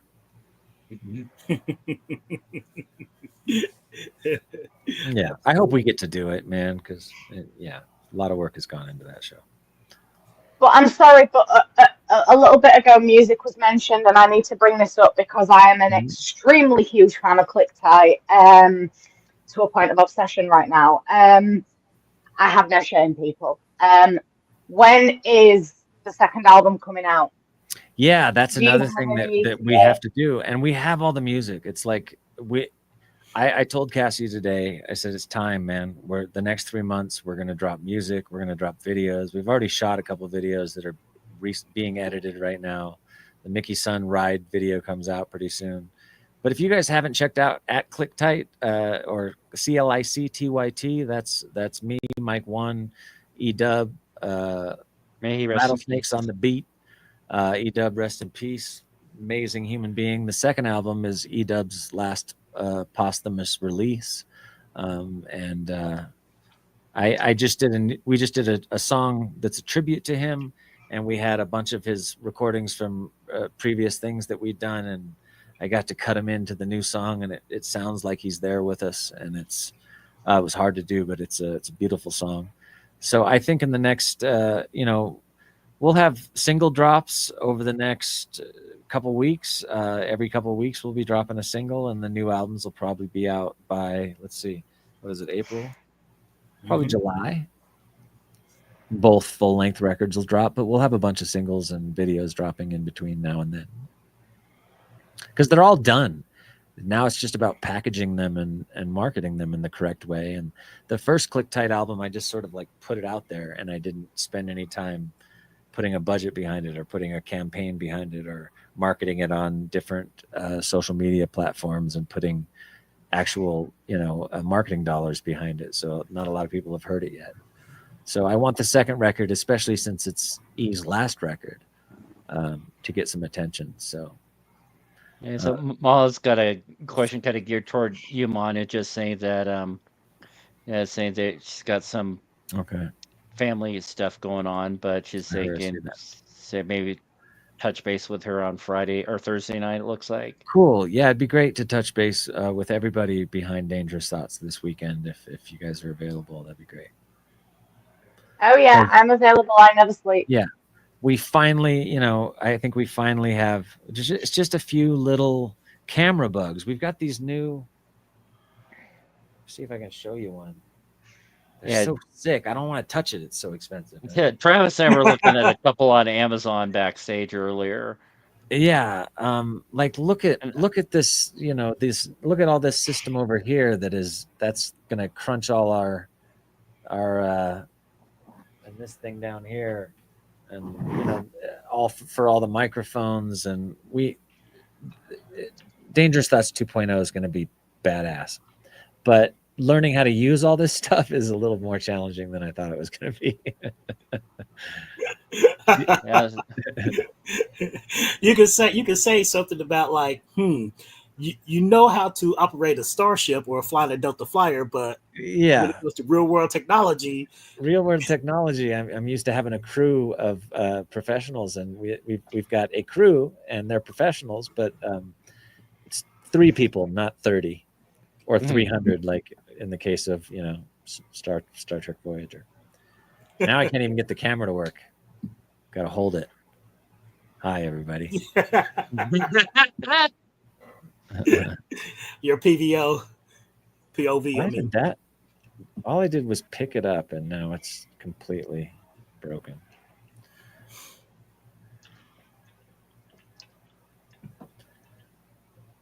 Cassie, help me!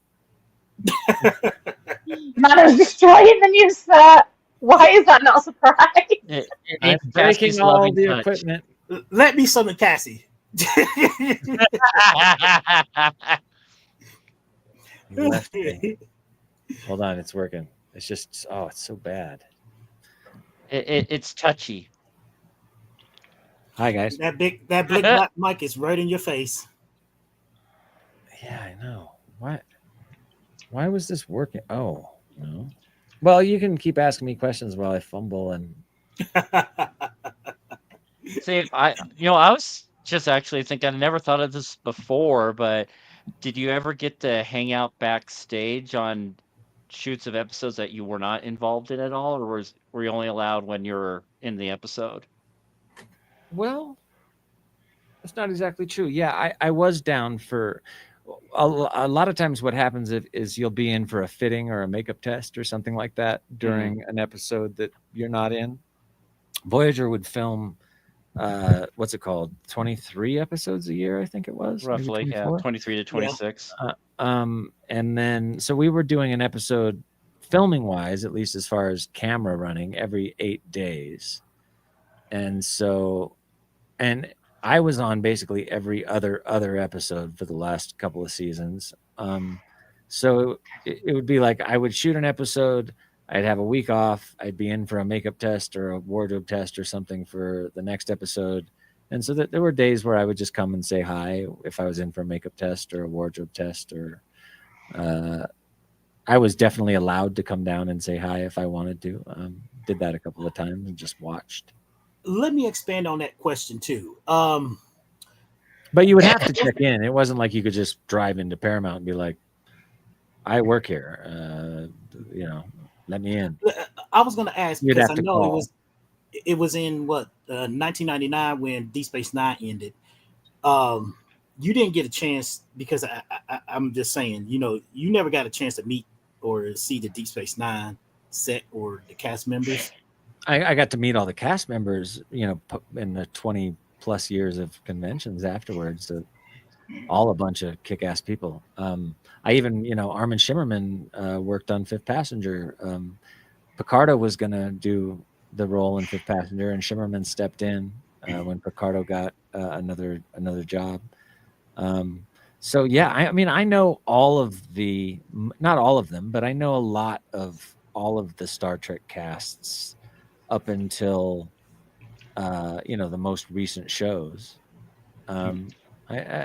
And not only that, but like Star Trek was such a gift because doing the conventions, you not only get to meet all the different people from the Star Trek casts, but I also got to meet Harry Potter and Malfoy and Knight Rider and Princess Leia and all the people that would show up to those events.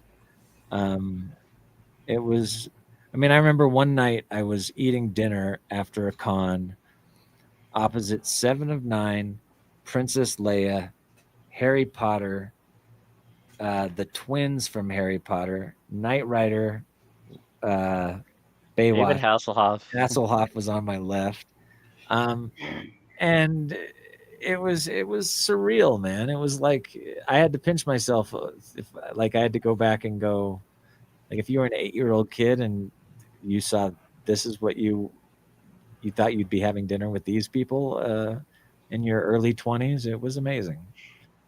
So yeah, I got to meet most of the cast. I never got to see the sets. Okay. The great late Rene Auberjonois was also going to be a part of Star Crew. Oh, I love that guy. Yeah, Do amazing. you know, as much as he will always be Oda for me, he will always be Chef Louis in The Little Mermaid. Yeah, That is like my favorite all-time Disney movie, and that chef was just he was unhinged, and I love him. And he will always have a special place in my heart, Renee, Yeah. because he is just so versatile as well, and he's been in he's had cameos in some of my favorite shows over the years. yeah. I Go was ahead. gonna say I was gonna have a question for you. Real quick, not to get off subject, but when you auditioned for Icheb, was there anybody else auditioning for that particular character, that part and stuff? Yeah, truth is, I never auditioned for Icheb. Really? Really? No, I didn't. I was kept very, that one very, quiet. very, very lucky to end up playing Icheb. I auditioned for Borg number 1, the killer Borg in Collective that ends up dying in the end of the episode. Yeah, his wow. character was a bit of a dick. Yeah, Oh. that dickhead character. That was because I play a lot of dickheads, and I'm good at playing villains and bad guys. So they were putting me in for that role, and I almost got it, and then they called me and said, "We're sorry, you didn't get the role, but would you like to play the sweeter number 2 character?" Second, they called him, and I was just like thrilled to be a part of Star Trek, and so that turned into, oh hey, another phone call, come back, we're gonna put you in another episode, and that turned into another phone call and another phone call, and then I started to realize, wait a second, I think I'm on this show. It was a very lucky break to not get the part but get the other part. Yeah, that's known actually him this good for story. known him for about 2 years now. Didn't know that until now. No, I never read for Icheb at all. In fact, I wonder to this day, because I know Michael Piller, God rest his soul as well, badass guy, who created Icheb. I never got to talk to him about the questions I have about, like, did they know that Second was going to become Icheb? Was that something that happened in the writer's room that they had planned out, but they weren't going to tell the actor? Or did they just stumble upon me and it was working, and it was working with what they were writing? I never knew if Voyager was 4 episodes ahead or 2 seasons ahead or an episode ahead, So I would have loved to have talked to some of those writers, but Michael, who created the character, is no longer with us. You need to know those questions. I don't know. It was just a very lucky thing that I think sort of just happened. I think the writers were like, okay, now we've got all these kids on the ship. What do we do with all these kids? And then they went, I have theories for what went down, but I don't have any real facts for how Icheb came about. It was nice actually to see that Voyager in the latter half of its tenure to bring in more children, because they only had one child that we know, Naomi Wildman. Yeah. But, to see that they like, what, the writers said, let's do this episode with this and this, and then let's say that Voyager saved them. They were ex-Borg, but they were children, because no one ever seen kid Borgs. like Yeah. Trelleborg, except for that one time in TNG. And at the time, I was a 21-year-old man. I thought of myself as a man. So, I came in to play this character that was 16, but the world saw me as a teenager or I got a lot of like this, the new teen sensation on Voyager. And I'm like, I am not a teenager. I'm at the bar tonight. One Tree Hill, none of them were teenagers that they were playing on TV. Yeah, right. There you go. So at the time, I remember being like, I wish this character was older. I'm playing this child, It's funny. And then I think back on it so fondly because it was wonderful. But at the time, I remember being like, I wish this. But then the writers actually did make him more of a man, and you got to see him kind of grow up. And I was thrilled to get to do that because I thought that I was going to be on that show for 2 years, just being a kind of a bratty kid. And I think Icheb was much more than that. A few episodes in, he became a pretty neat character to play. And I credit, we saw a lot of character growth, and we saw a lot of different sides to Icheb. I mean, in all honesty, and I am not just saying this because I don't bullshit people, but one of my favorite episodes ever of Voyager is very Icheb centered, and that is Imperfection. Because that episode, it takes you through a full rainbow of emotion. And it shows more of the bond between Seven and Icheb, but it also shows, Icheb is treated like a child sometimes, and they tried to treat him as a child in that episode. It was he's like, I'm not having it. I'm saving my friend's life, and you're gonna do it. Yeah. Well, yeah, and he did the research, and he made them see that he wasn't just a kid trying to save a parental figure. He was genuine, and he had grown up a lot on Voyager, and that is why that episode, and it really shows what the lengths that you will go to for family. Yeah. That is the episode that for me really showed the familial bonds of Voyager. Yeah, and the lengths that you'll go to for people you love, as far as like, giving up. I looked at it as like giving up. Maybe at the time I didn't. Yeah, I did. I looked at it. I saw it when I read it, and I remember calling my mom. I even cried when I called my mom. I tell this story all the time, but I knew that episode was really powerful, and that all the performances, but especially the Icheb performance, was going to have to be strong for us to make that episode count for people. And I think my actually was my second convention ever. I was in Germany, and it was right after season 1, or actually no, it wasn't. It was not season 1, halfway into season 7. Icheb Imperfection had aired. I didn't know that at conventions that you had to like take the mic and talk for 2 hours. I had no idea. So somebody just tapped me on the shoulder, said, it's your turn to speak, shoved a microphone in my hand, and sent me out on the stage. And there were like, it was a big con. It was called FedCon.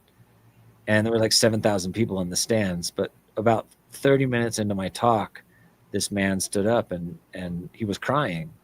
And he said, he was having somebody translate for him because he couldn't speak English. He could only speak German or maybe Dutch. I don't remember. I think he was German.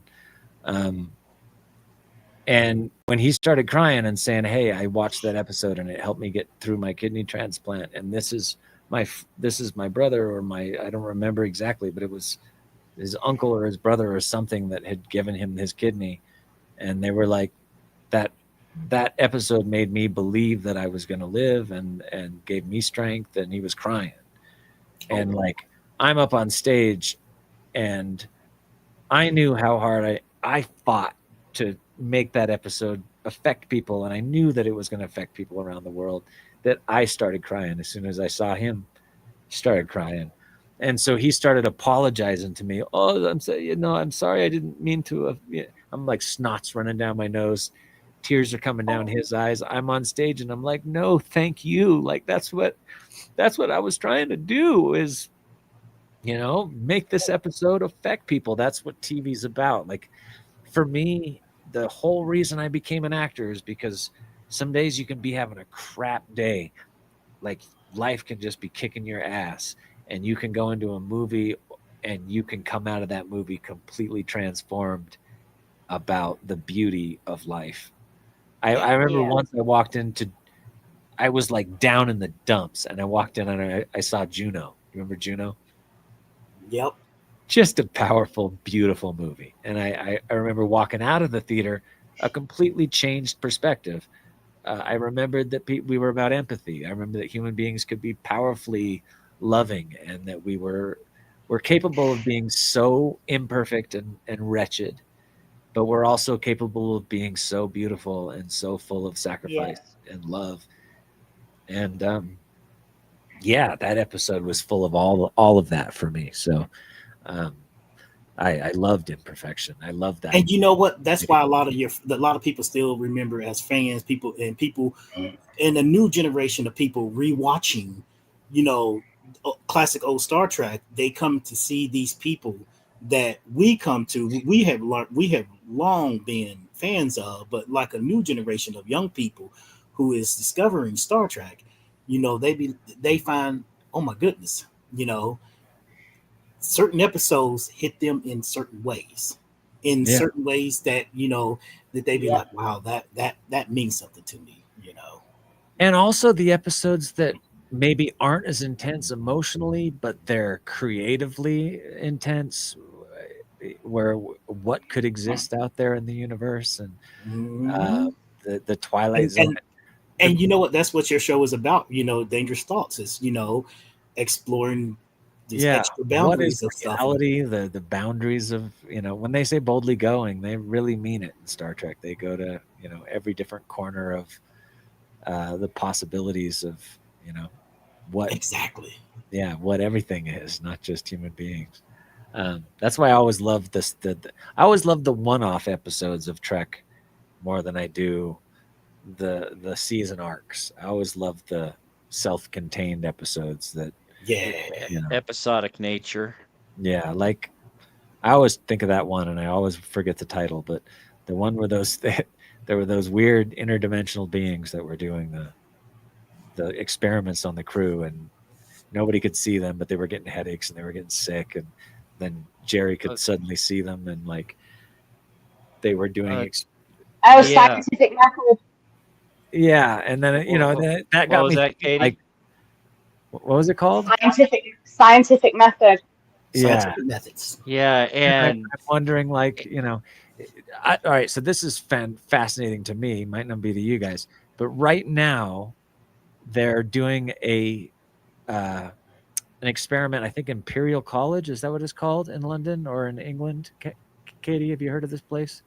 Imperial or Imperial College or something like that? Okay. It's a university in London somewhere, and they've approved DMT studies there, and they've figured out a way that people that are taking the dimethyltryptamine, which is a strong hallucinogenic, that you literally leave your body and go into a parallel universe where a lot of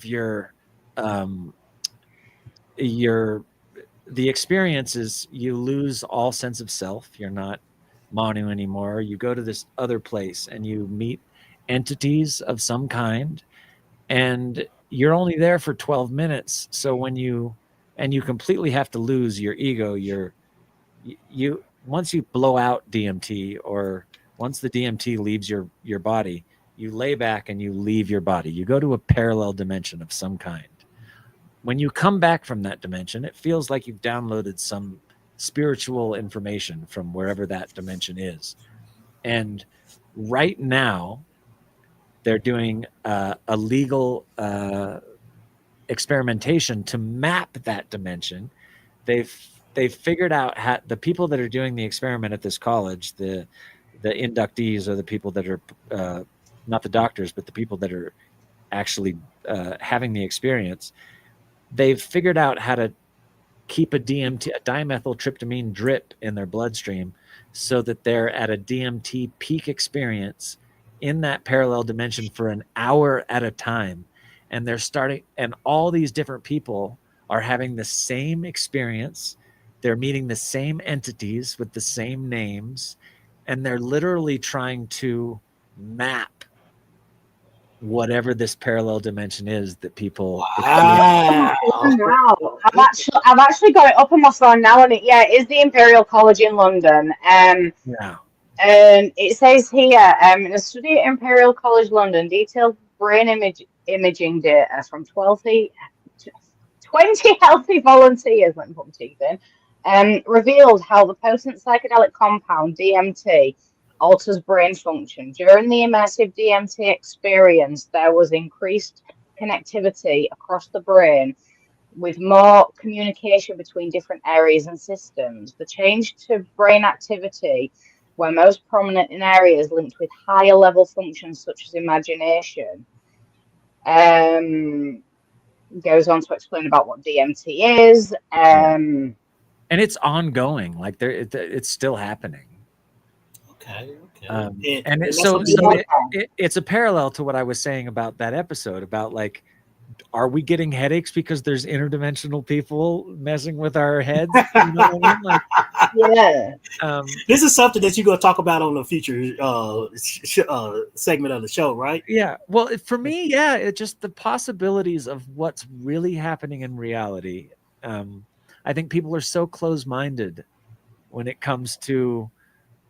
It's so much safer to just go, yeah, I'm human and I go to work, and it's so amazing what we are, and I love Star Trek for that, because they're not afraid to be like, who knows what's real and what's not. Absolutely. Let's explore all of it. Are we in a simulation? Like, I love those episodes where they live in that town, Fairhaven or whatever, and that's going to happen. We know this. We know that virtual reality in the next 200, 300, 400 years, 25 years, who knows, is going to become indistinguishable from living. So are we going to plug ourselves into another universe? Like, I love all this stuff. And that's what's fun about, Star Trek. They get to explore all that stuff with a big budget. Absolutely. And like I said, they really tapped into a new generation. Like we're kind of not old school generations, middle-aged, we're in the middle. Middle-aged compared to these new age, the new age generation that people experience now. It's like, you guys, you just have to literally, a lot of people don't want to, but I say go back, watch TOS movies, TNG, watch it. Okay, I knew when you were going to. I'm a huge fan of all the Star Trek. Go back and watch the original series, man. Exactly. Exactly. It was the original series what made me hate Star Trek. Oh, really? I'm sorry, it was, and it was the Borg who made me fall in love with Star Trek when I saw. How funny is that? And people's taste when it comes to Star Trek too. Like, I'm the kind of guy that was like, when they said Tarantino might direct a Star Trek movie, I was like, oh my God, yes. And I think like a huge part of the fan base was like, don't let that happen. But I was like, please let him do it. I was one of the ones to say, let that happen. Yeah, that would have been so cool. Yeah. Would have been different, and that's what I hope Star Trek keeps doing, is I hope that they keep incarnating and pushing the envelope and changing the script and changing the look. And people get mad, fans of the original and the earlier stuff that was more cerebral, they say, and they say that the original Roddenberry stuff, well, it was a time there, people with the new age where we're all on our cell phones and dealing with 50 times more stuff than we used to deal with. People just don't have, most people at least don't have the attention span to go back. And I mean, they have but if they have the attention span to go back and appreciate those films. But if we were still making films like that now, I would tune out. You know, Mm. like I can go back and watch. I love the original Star Trek films, but you couldn't make Star Trek that way now. It just wouldn't. No. sell. No. So, It was a different. It See, one literally thing- was a different generation. It was a different Yeah. generation of people Yeah. who was coming out of the 50s, 60s, 70s, and 80s. We had a different take on science fiction yeah. versus what people look at what science fiction TV and movies are and stuff. A new age generation. We're older. I love it when those guys get angry when they ruined Star Trek. I'm like, no, it's changing. It's different. Evolving. Well, no, but even though Star Trek is continuously evolving, one thing that Trek, even TOS, I may not like it. I may find it boring as fuck. I'd rather watch paint dry than watch that. But the one thing, as I have said many times, Gene Roddenberry had a vision, and that was to knock down barriers, bring people together. And I think that is one of the things that Star Trek embodies. And Star Trek for me now is all about showing the potential of humanity. If we can just let go of our prejudice, our bigotry, our hate, I mean, Yeah, will we ever? well, yeah, the future that Star Trek presents, we are still flawed. We still have to overcome a hell of a lot, but it shows the potential of the human race. And that is why I love it, because even the stupidest of episodes, I mean, Voyager's responsible for at least one of them with Threshold, but even with How something, about Tuvix? Oh my god, that episode freaked me but out. even something as silly as like Threshold or as abnormal as Tuvix, there is always a bigger message than what is on the surface. And I like getting deep into those messages. A lot of people hate me for it, but I really don't give a crap. But even the silliest of episodes, like you've got Sub Rosa, Threshold, What was just- Threshold? Chaotica. I yeah, love That was a Chaotica. good. That's a. I love that's a good. that step out into weird world.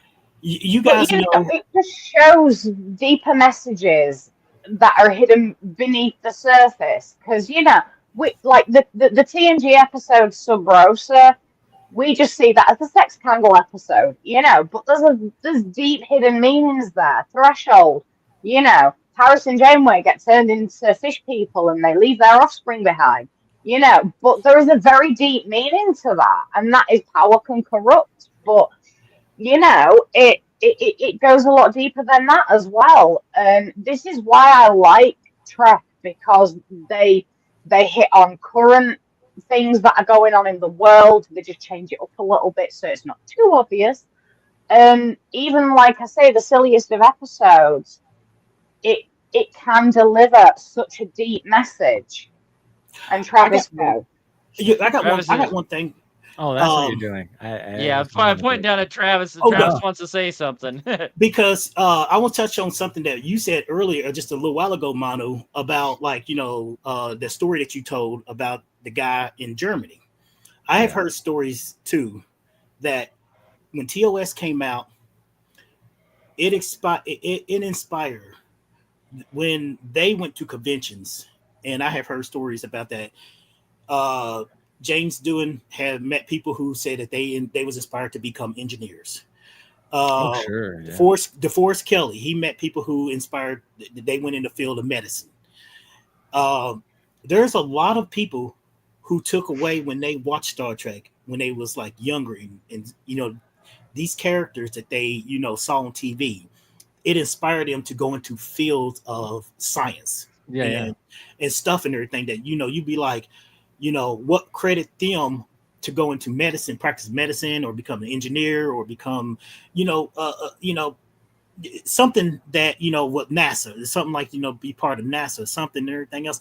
There's a lot of people who would look back and they would say, you know, I credit, you know, watching, you know, whichever TOS, TNG, DS9, or Voyager into their field of studies, what they're doing to try to help. I love that about all fiction, not just science fiction, but specifically science fiction. You're right. Like, it inspires people to literally invent what people write about. Like, and we got technology that came out of Star Trek. There's a lot of Star Trek technology that we seen in Star Trek that we use today. Yeah, and science fiction especially, but all fiction. I love how mankind goes, wouldn't it be neat if we had that? Let's try to actually have that. And then, you know, the whole argument between, like, you know, does art create reality or does reality create art or whatever. Good. That's a good. Yep. I like that. I like that. But Katie, I think, has something to say. I actually have this, you know, this idea that everything that we do as far as creativity and writing, and I used to think when I was a little kid, when I would, even now, when I read a novel and I'm living out those characters' lives in a book, I'm wondering if I'm turning their universe on. Yeah, I've always wondered that too. You know, and I wonder if when I close the book, if like they, or if somebody else is reading that book, or the person that wrote that book, did he actually create like, you know, there's this great thing in a Stephen King story called the Dark Tower and the Gunslinger, where there's like 8 books of this multi-dimensional Western, and then in book 9 or something, the characters actually come through and come to Stephen's house, and he's like, what the fuck are you guys doing in my dimension?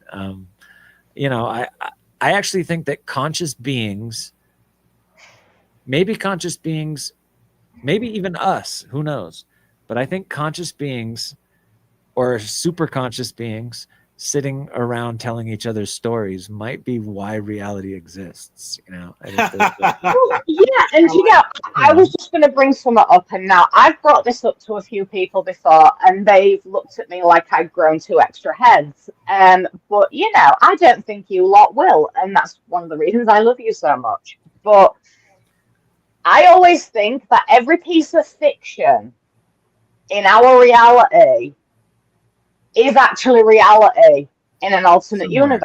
Yeah, like, you know, I mean, it's like there's a meme that goes around. Those xenomorphs exist somewhere. Yeah, you know, and I do genuinely believe, because I'm a heavy believer in the multiverse.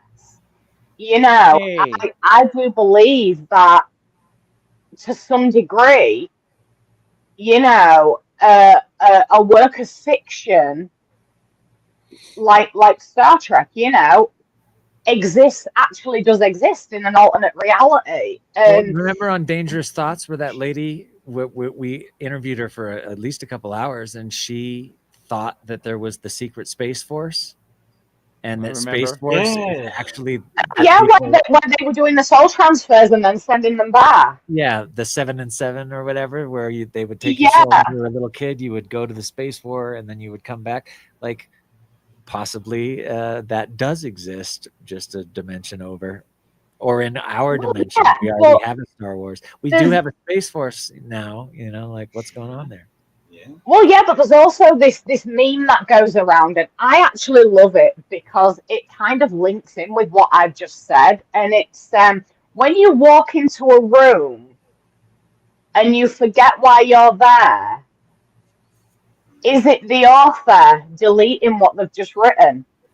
You know, and it does make you wonder, you know, are we being written by another entity and being like written into life, you know? And it does make me wonder. I mean, I'm in the middle of writing my first book at the moment, and I sometimes wonder, am I actually writing these characters? Yeah, am I giving birth to a new universe, you know?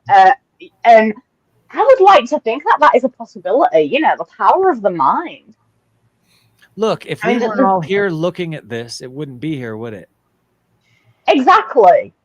And it just, yeah, that I Yeah. think that'd be a good topic for DT, to be honest. Yeah. But no, like exploration of reality, and everybody perceives reality in a different way. And then when you get to thinking about alternate dimensions, and then when you get to think about the multiverse as well, and are we just being written rather Yeah, and than what's being writing put us? on a And with all given? these new UAPs and everything that the Jets are seeing, and like, are these our Yeah. makers? Are they visiting us from their different dimension? And how many times has the world actually been here? Like, that's why I love that the theory of the 13,000 years ago, the advanced society, Graham Hancock and those guys, because who knows how many times we've done this? Who knows if we came from Mars? Like, I really love, it's not like they're going to tell us. That's what bums me out.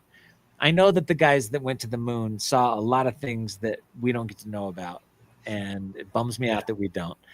And I hope that when they go to Mars, if they find pyramids or wreckage or something, like, what if we literally used to live there and we've come here and our reality has been turned on and off, and we've destroyed ourselves a number of times because we've lost our history. We don't know what we are. We really don't.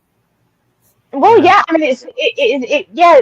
You mentioned Graham Hancock. I take it you've watched Ancient Apocalypse. Oh yeah, for sure. And he does genuinely believe, after all the research he's done, that we've had more than one reset. Mm-hmm. And like, what more than one reset on Earth? And it's like everything's wiped completely clean. Have you ever seen the Eye of the Sahara that some people think is Atlantis? It's in the Sahara Desert. It's just concentric rings that some people think. But they think that happened 100 million years ago. I don't know. And then I look at Graham Hancock and I'm like, wait a second. So the what is it called? The early Dryas or whatever that wiped most of mankind out 13,000 years ago or so. That's 13,000 years ago. That's like the closest we really have a handle on what mankind was doing. That's about as far as we get. But then we throw these numbers out like, oh, that was 100 million years ago. 100 million, like, yeah. Science is just amazing to me, because I'm like, how did they? If it was 100 million times, how many times has Earth been reset? You know what I mean? Well, you got to think about this too. A lot of scientists got to think about this too. 100 million years ago, dinosaurs, existed. According to the fossil records, dinosaurs. Before the dinosaurs, there was an extinction. They said there's been. We're in the sixth. There's been 5 great extinction level events. One of the extinction level events was called the Great Dying. And it wiped out nearly 90% of life on the planet. Even the bugs got wiped out. And you're telling me that those brontosaurus that were stories tall with brains bigger than this room weren't sitting there chatting with each other? There is a theory that not all the dinosaurs, died out. Some of them went underground. And what we call reptilians, they evolved to what reptilians are, what we call reptilians, that they live in subterranean, pockets of, tunnels and cities up under the, I'm not saying cities, but like, up under the earth, because there's a story about in LA, a woman, she supposedly saw a bunch of reptilians coming out of the storm drains, and they surrounded her, and she jumped in the back of a truck. She called her fiance. This was about over 20 some years ago. And she was like, oh my God. And they went back into the storm drain and stuff. She said, they're real. She was like, these things are real and stuff. I think interdimensional beings, aliens, whatever you want to call them, I think they walk among us too. I'm almost sure of it. I heard Morpheus say it the other day, and I was like, hey, if Larry Fishburne thinks they walk among us, I'm with him. There is a section of the U.S. Military or whatever. I have heard stories that there are people who are looking for those kind of people who are looking for aliens walking among us to identify them, to capture them, to find out what are they doing here. Running shit at this point. Well, yeah, but Yeah. also you can see it in the And aura. what is our fascination with gold? Where did it come from? I always find that a really interesting. Dragons. Why It's is an it that we're origin. so fascinated with this substance? What is it? What started that for us? You always go back to the ancient Sumerian theory. What's that? The ancient Sumerian. The guy. It was precious. The Anunnakis. Precious to the Anunnakis. Yeah. Mhm. Distant origin, Jeff. That's the episode you're thinking of.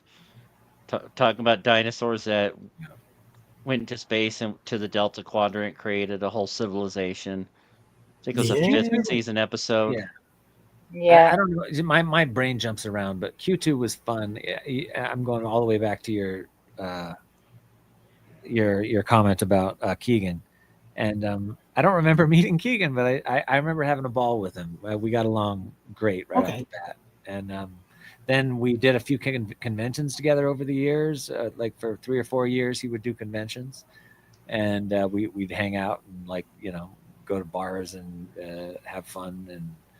At the different conventions we were at, but then he got really serious about academia and his career, and we just sort of lost space. Yeah, I haven't talked to him for probably 20 years. Yeah, I mean But that's life. Great guy, from what I remember, man. I really like him. I like his father too. His dad's a kick in the pants. His dad is a legend. He is a lot of Star Trek fans. Will always have the utmost respect for John Delancey. I think it was Jeff, or not Jeff. It was Phil. Phil from Toronto. He told us a story about John Delancey when he was on set when they brought him in to shoot a Q episode, that he would sometimes go off script, and they did not like that. They were like, you got to stay on script. They hate when you go off script. They have to call the producers and get permission to if you want to change one line on Star Trek, that's a call to the head office, and 30 minutes of everyone sitting around while they decide whether you can change a word or not. That's serious. Oh, they say he used to kind of do that, but he said that Phil said it was so funny to hear him say that they were like, you got to stick to the script. You can't improvise. You can't just throw in your own stuff. I was like, you know what? I could see him. He actually mentioned that when he was on another podcast. Call him. John Delancey did an episode of was it the Shuttle Pod show? With isn't the Shuttle Pod show with Dickhead and Connor Trinier and Dominic? Oh no, I love those two guys. And he actually mentioned about that, going off scripts and things like that. But one thing that he mentioned, which woman made me show love him more, the Delta Flyers. Yeah. I get those two confused because I love Connor and that other guy. They're fun. That was just lovely. But when I saw that episode with John Delancey, pardon? What's the brown-haired guy's name? Dominic Keating. Dominic, gosh, it's been a while, man. I miss these guys. But no, when John Delancey was on their show, I fell in love with him even more because he got asked a question that if he really was a Q and he could remove anything from this earth, he gave the same answer. No, he gave the same answer that I have always given: lies and dishonesty. Oh wow. And I pride myself in truthfulness, and I have a lot. How do you know you're not lying to yourself? I've done a lot of psychology over the years. That's what I wonder. When it comes to am I a good person? Am I? I pride myself on trying to keep it real too. But then I find myself dancing around things and trying to be polite and trying not to say too much. And, so I always wonder, like, how much and how much do human beings in general lie to themselves so much to where they think they're being honest, but they've bought their own bullshit to the point where they're like just buying their own. Oh, lies. I completely understand where you're coming from. I mean, I'm in denial a lot because of my health, and I'm just like, yeah, I can do this. I can push myself through this, and then Yeah, when you I have to, start right? suffer, well, yeah, and then when I start to suffer, I'm like, I can barely walk, but I'm like, no, I can walk. And it's just that there is denial, but then I do admit to myself that, all right, What did the Garrett denying it. what did Dennis just say? I'm sorry. I stay away from the Garrett Wang topic. It's amazing that one actor gets away with crap and good people get shit thrown at them. The guy is an abuser and a rapist, and I'll just say it straight out. Come at me, Garrett. Come sue me. He's a fucking wanker. I've seen what you've done. I've seen I've seen the underage girls you've slept with. Come at me, bro. I will prove to the world. I'll find those girls, you prick. I don't throw you see me. I don't throw. Have I said anything bad about any Trek actor, any other actor I've ever met in my entire life on this show? No. No, and I'm thinking the That way man Dennis is is saying scum. is that it's based on Garrett's history that he gets away with it, and you're the one that's getting shit thrown at you. Yeah, that's what's happening, and I'm putting that out there on every show that anybody takes the time to ask me about. Yeah. Garrett is, he play. That's what I mean by like people that pretend to be nice and sweet. Garrett pretends so well. Yeah. He's an actor. He's an actor. And he giggles and laughs too much and he blinks too much. Anybody that blinks too much and laughs too much and has that poppy personality all the time, watch out for those types. All right, sorry. It's okay.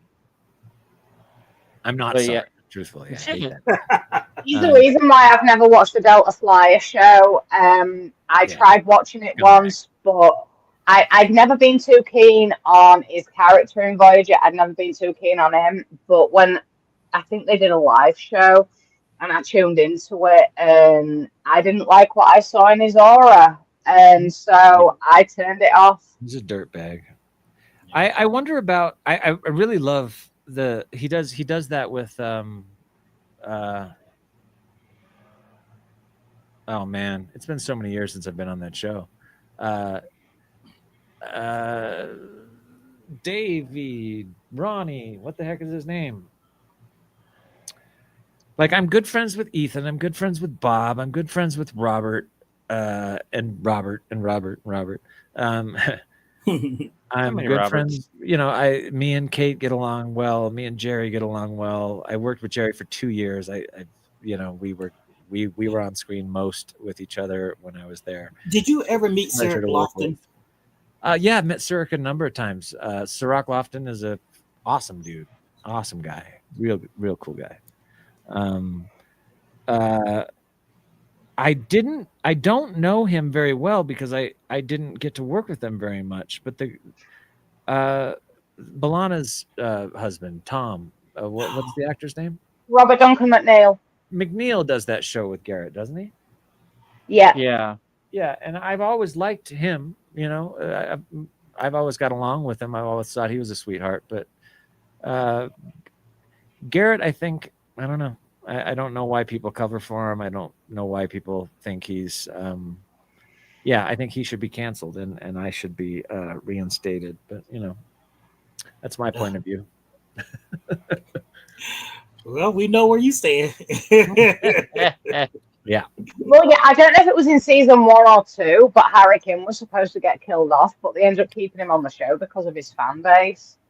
Well, here's the thing. Now, the only reason they kept Garrett around, they were going to fire him in season 5. But then, what's her name had the issues.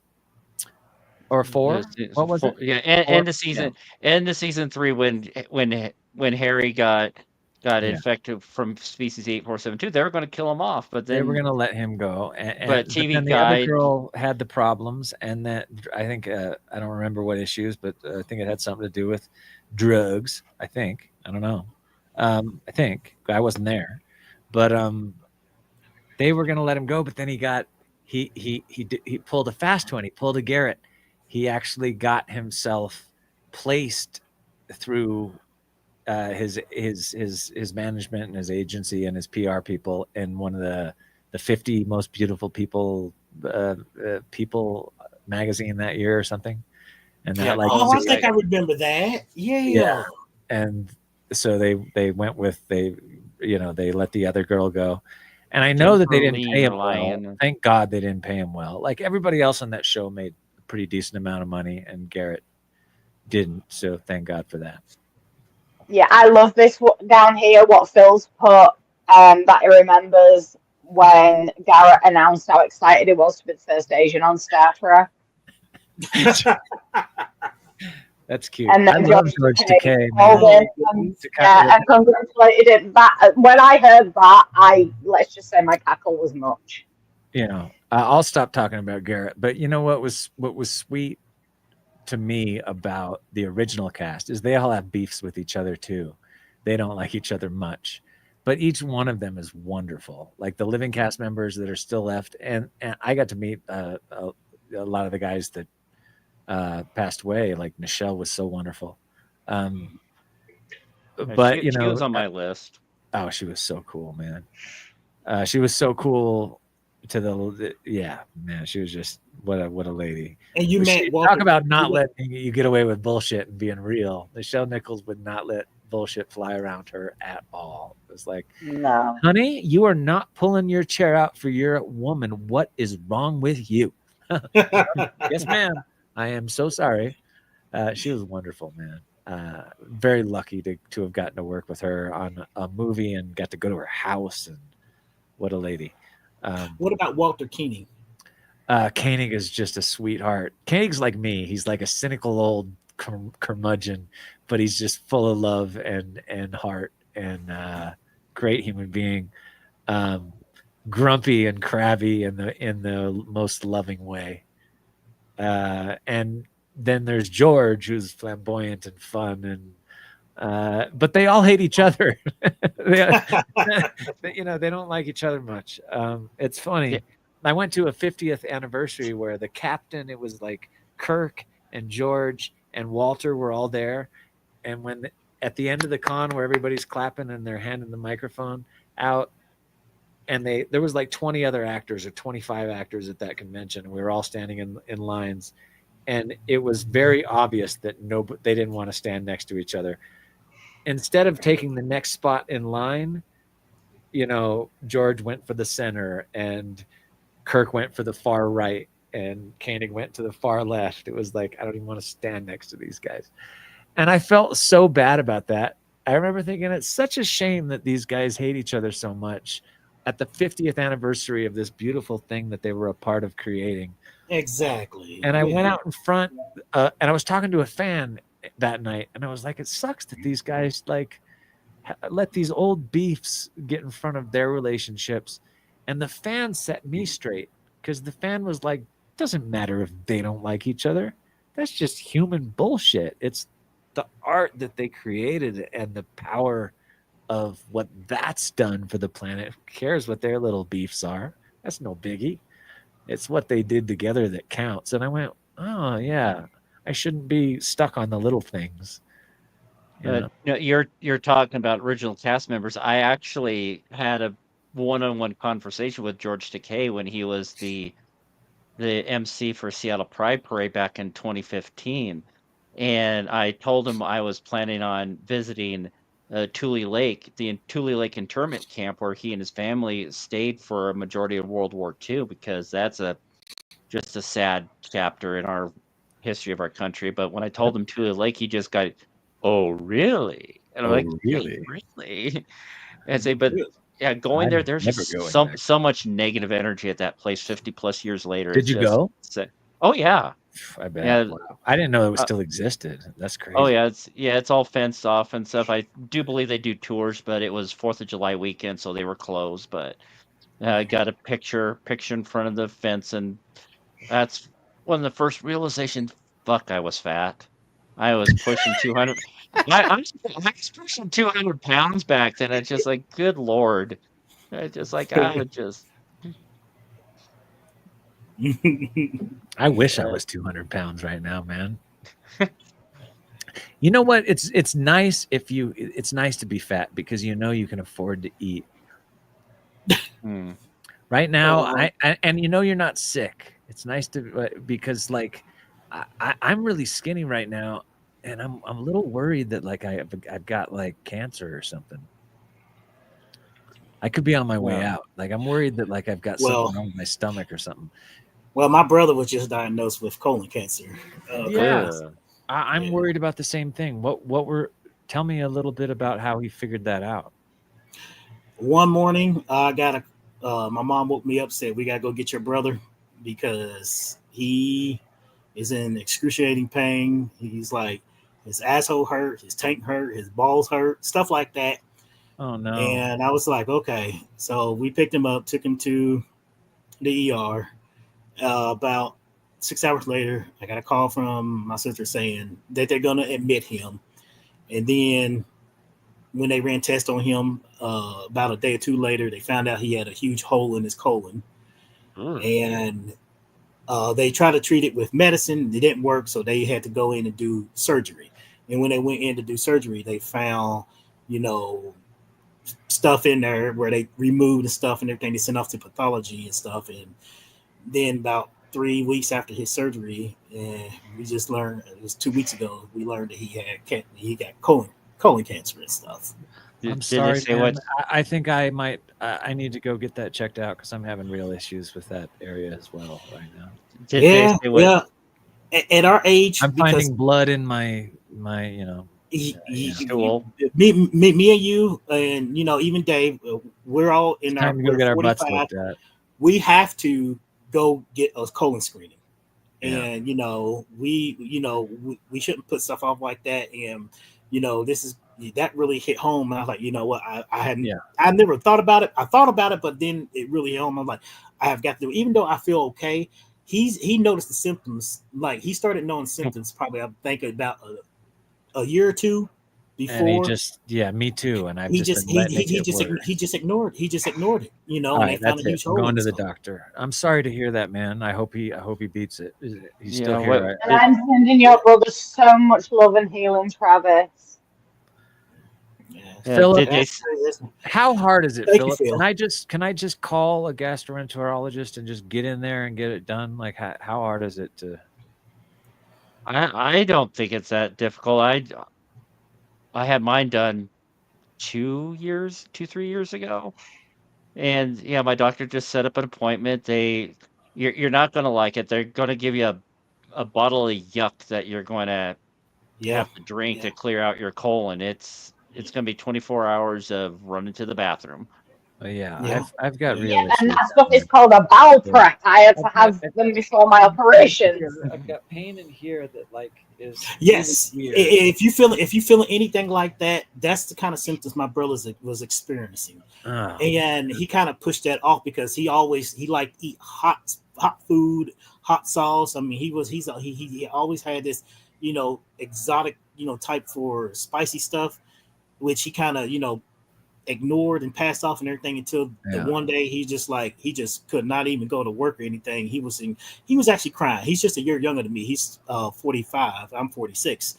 and And I'm he was 48 this year. I gotta pray for Yeah. me too because I know I'm having problems. I just hope it's not cancer. Because Yeah. I'm also going back and forward. So this is not what this show is supposed to be about, but Do whatever. Yeah. That's do real. yourself a So favor. that's Keeping it that's real, what makes man. it Keeping it real. technically Trek. So Yeah.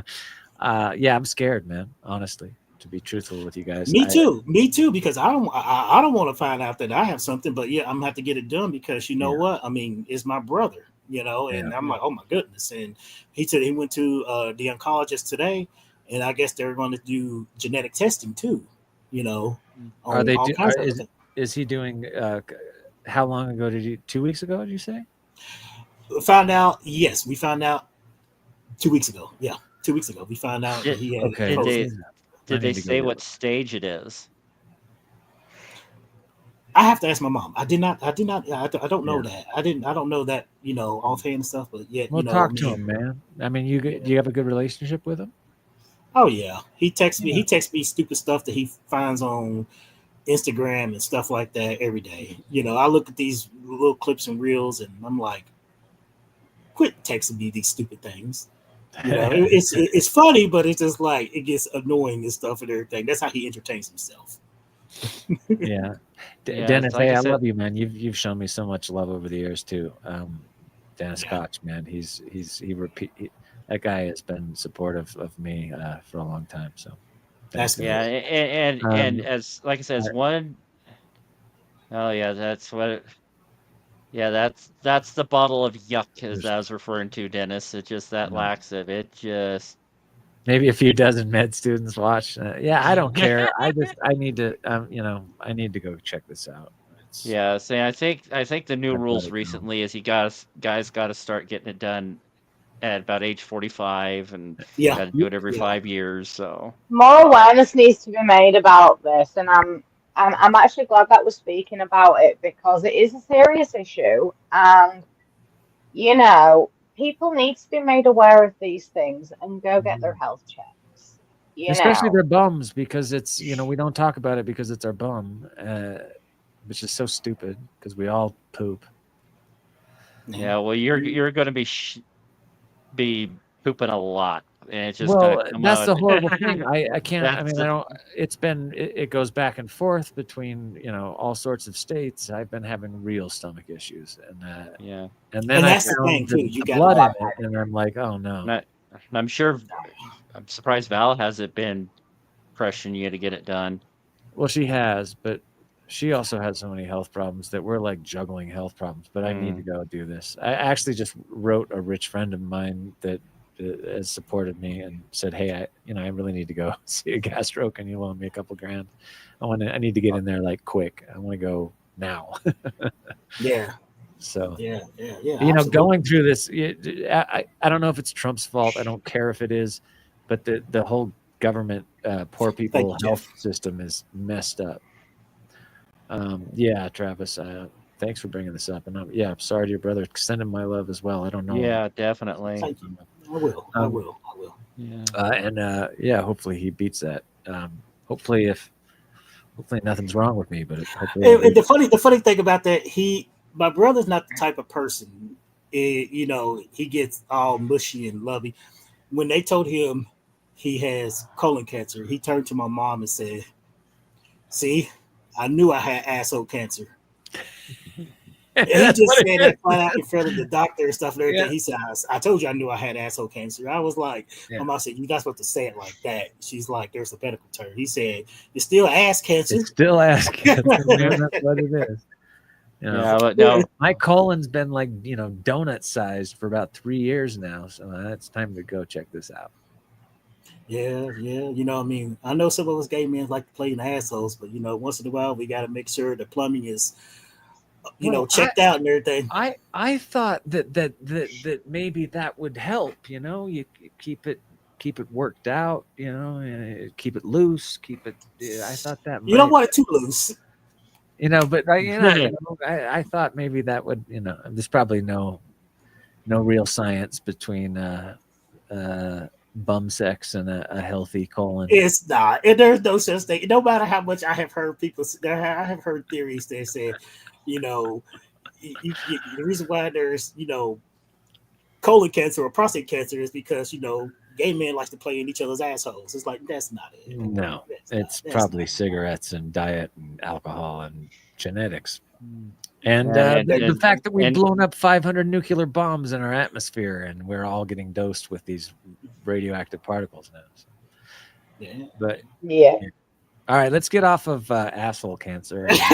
yeah, I'm thinking we're pretty much. I mean, it's a great topic. I'm glad we brought it up because, like I Yeah. said, I had mine checked out a couple of years ago now, and saying getting close to getting it done again. I'm gonna have it probably, checked but- out this year for myself.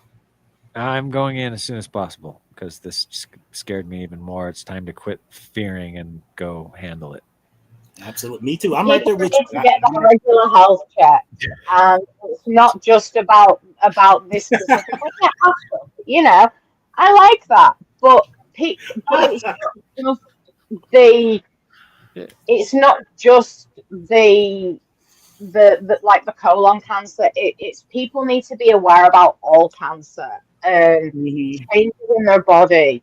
And not a lot of people nowadays are connected to the inner workings of their bodies, and that is a big downfall because we've come to rely so much on being fobbed off by.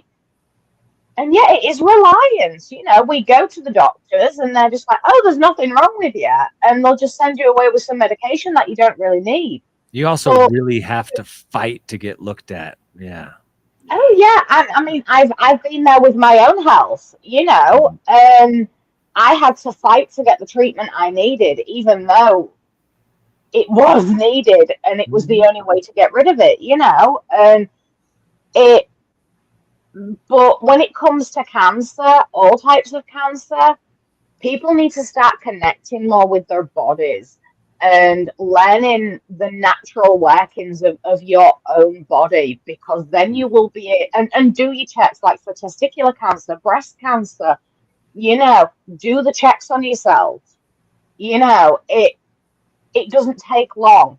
And if you are aware of the natural rhythm of your body, the slightest changes you will notice, and things as nefarious as cancer, any form of cancer, could be detected early enough to save your life. Yeah, absolutely. You know, guys, it's okay to play with your balls. You know, I mean. Yeah, I was gonna say, can someone tell me how to do the ball check? I don't know how to do the ball check. You just kind of get the ball. Just kind of you just kind of fondle yourself and see if you feel something unusual. Just like As really feel the ball and see if you find a lump in your ball. Because each of my balls has a little lump in it, but I think it's where they attach to whatever they're attached to. Yeah. Does your ball have like a little? Each ball have like a node on the end of it? Oh, let me take. It's been a while since. Where is Tyson? Where is Tyson? It seems like you know, both of them. I think they're okay, but if you find one of those lumps somewhere else on it, that's a problem. Yeah. Okay. Well, yeah, and it's the same for women with their breasts as well. You know, if you and with men, because you know, breast cancer affects men as well. You know, it's just not as common, but you know, you people need, like, men and women need to check themselves for these things, and you know, it can save your life. And you know, just please don't ignore your own body. You know, don't. I know this. I'm not a medical professional, but I have been through the ringer when it comes to medical professionals, and don't let them placate you. Yeah. You know, especially if you are in touch with the inner workings of your body, and you're like, no, this is not how my body works. No. This was not here before.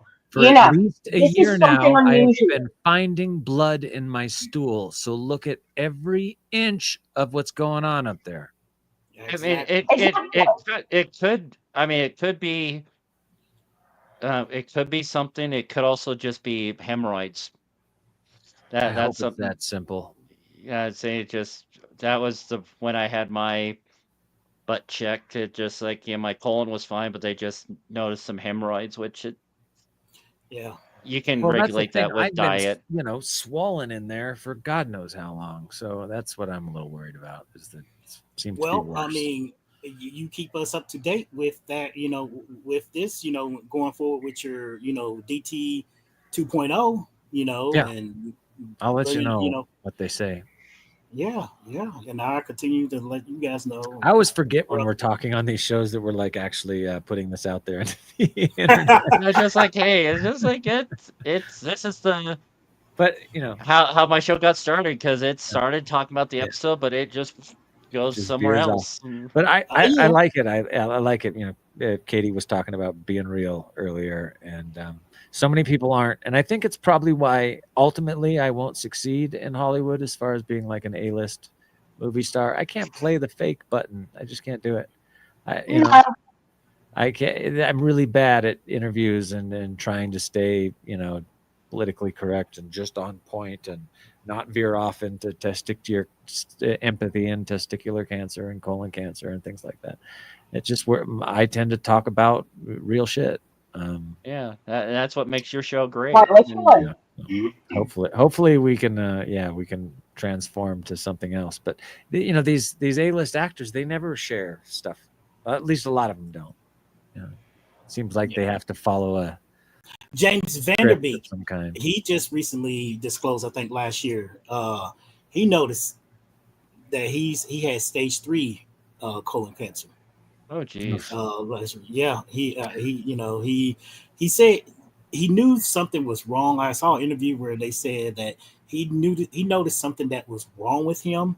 He thought changing his diet up and drinking less coffee and stuff, but then something happened and he ended up going to the doctor, and then they ended up saying, hey, have you ever had a colonoscopy?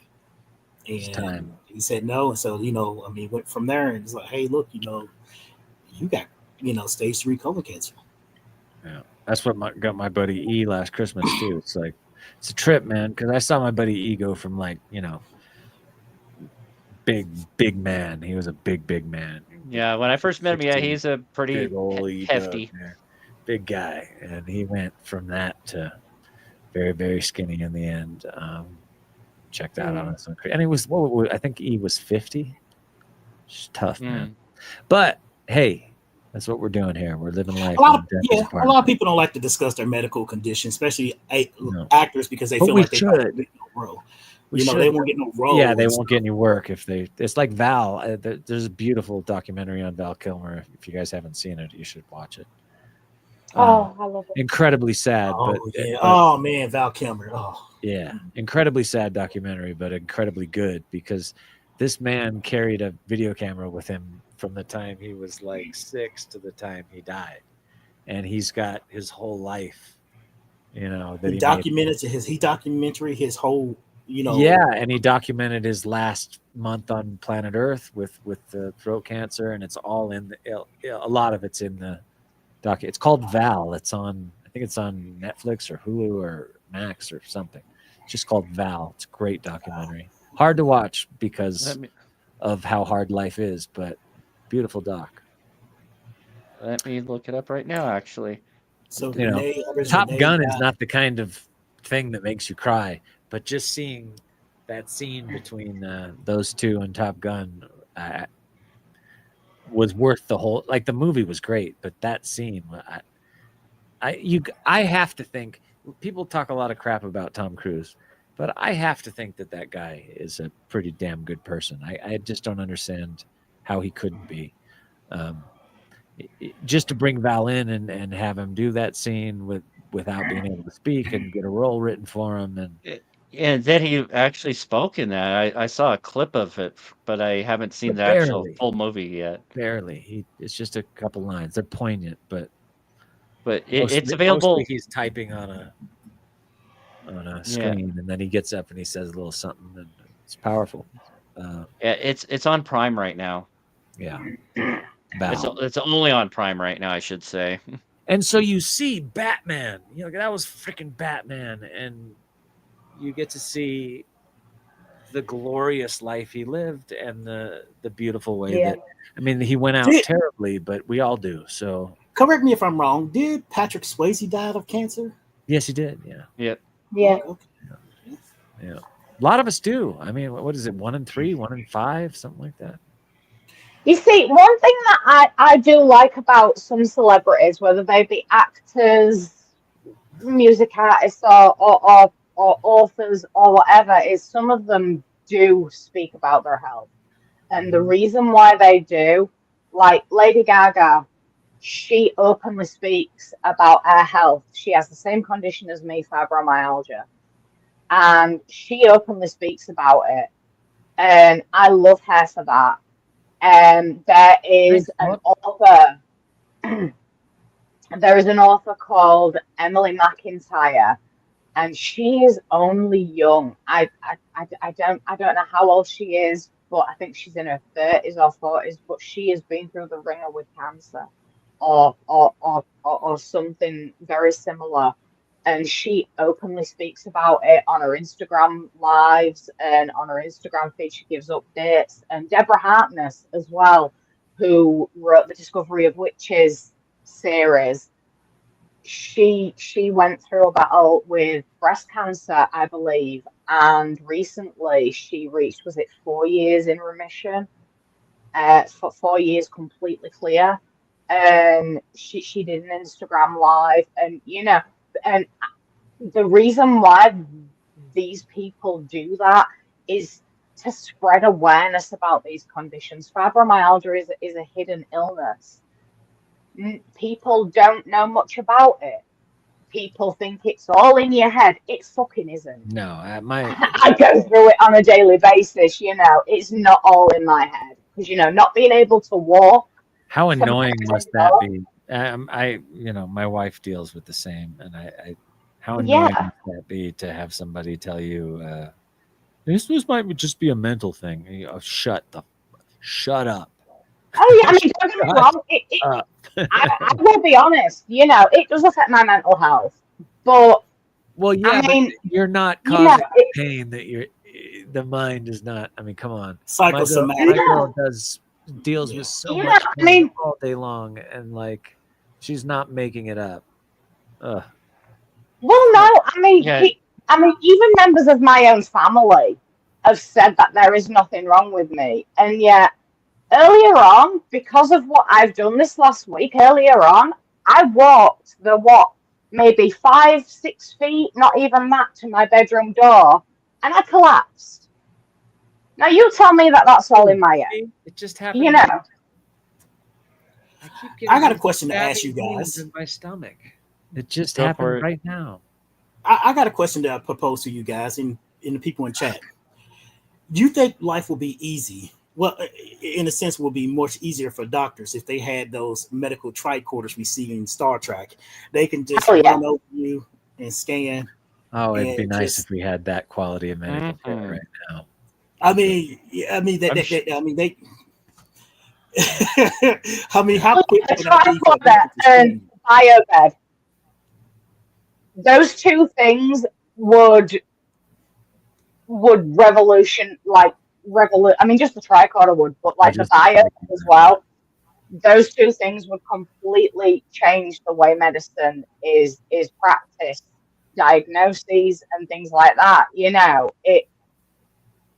It would be so good if we did have something like that. And I know that there is a university down in There's people Oxford working on stuff like that. who are actually working on Star Trek technology, and at the moment they they are actually working on the transporter system.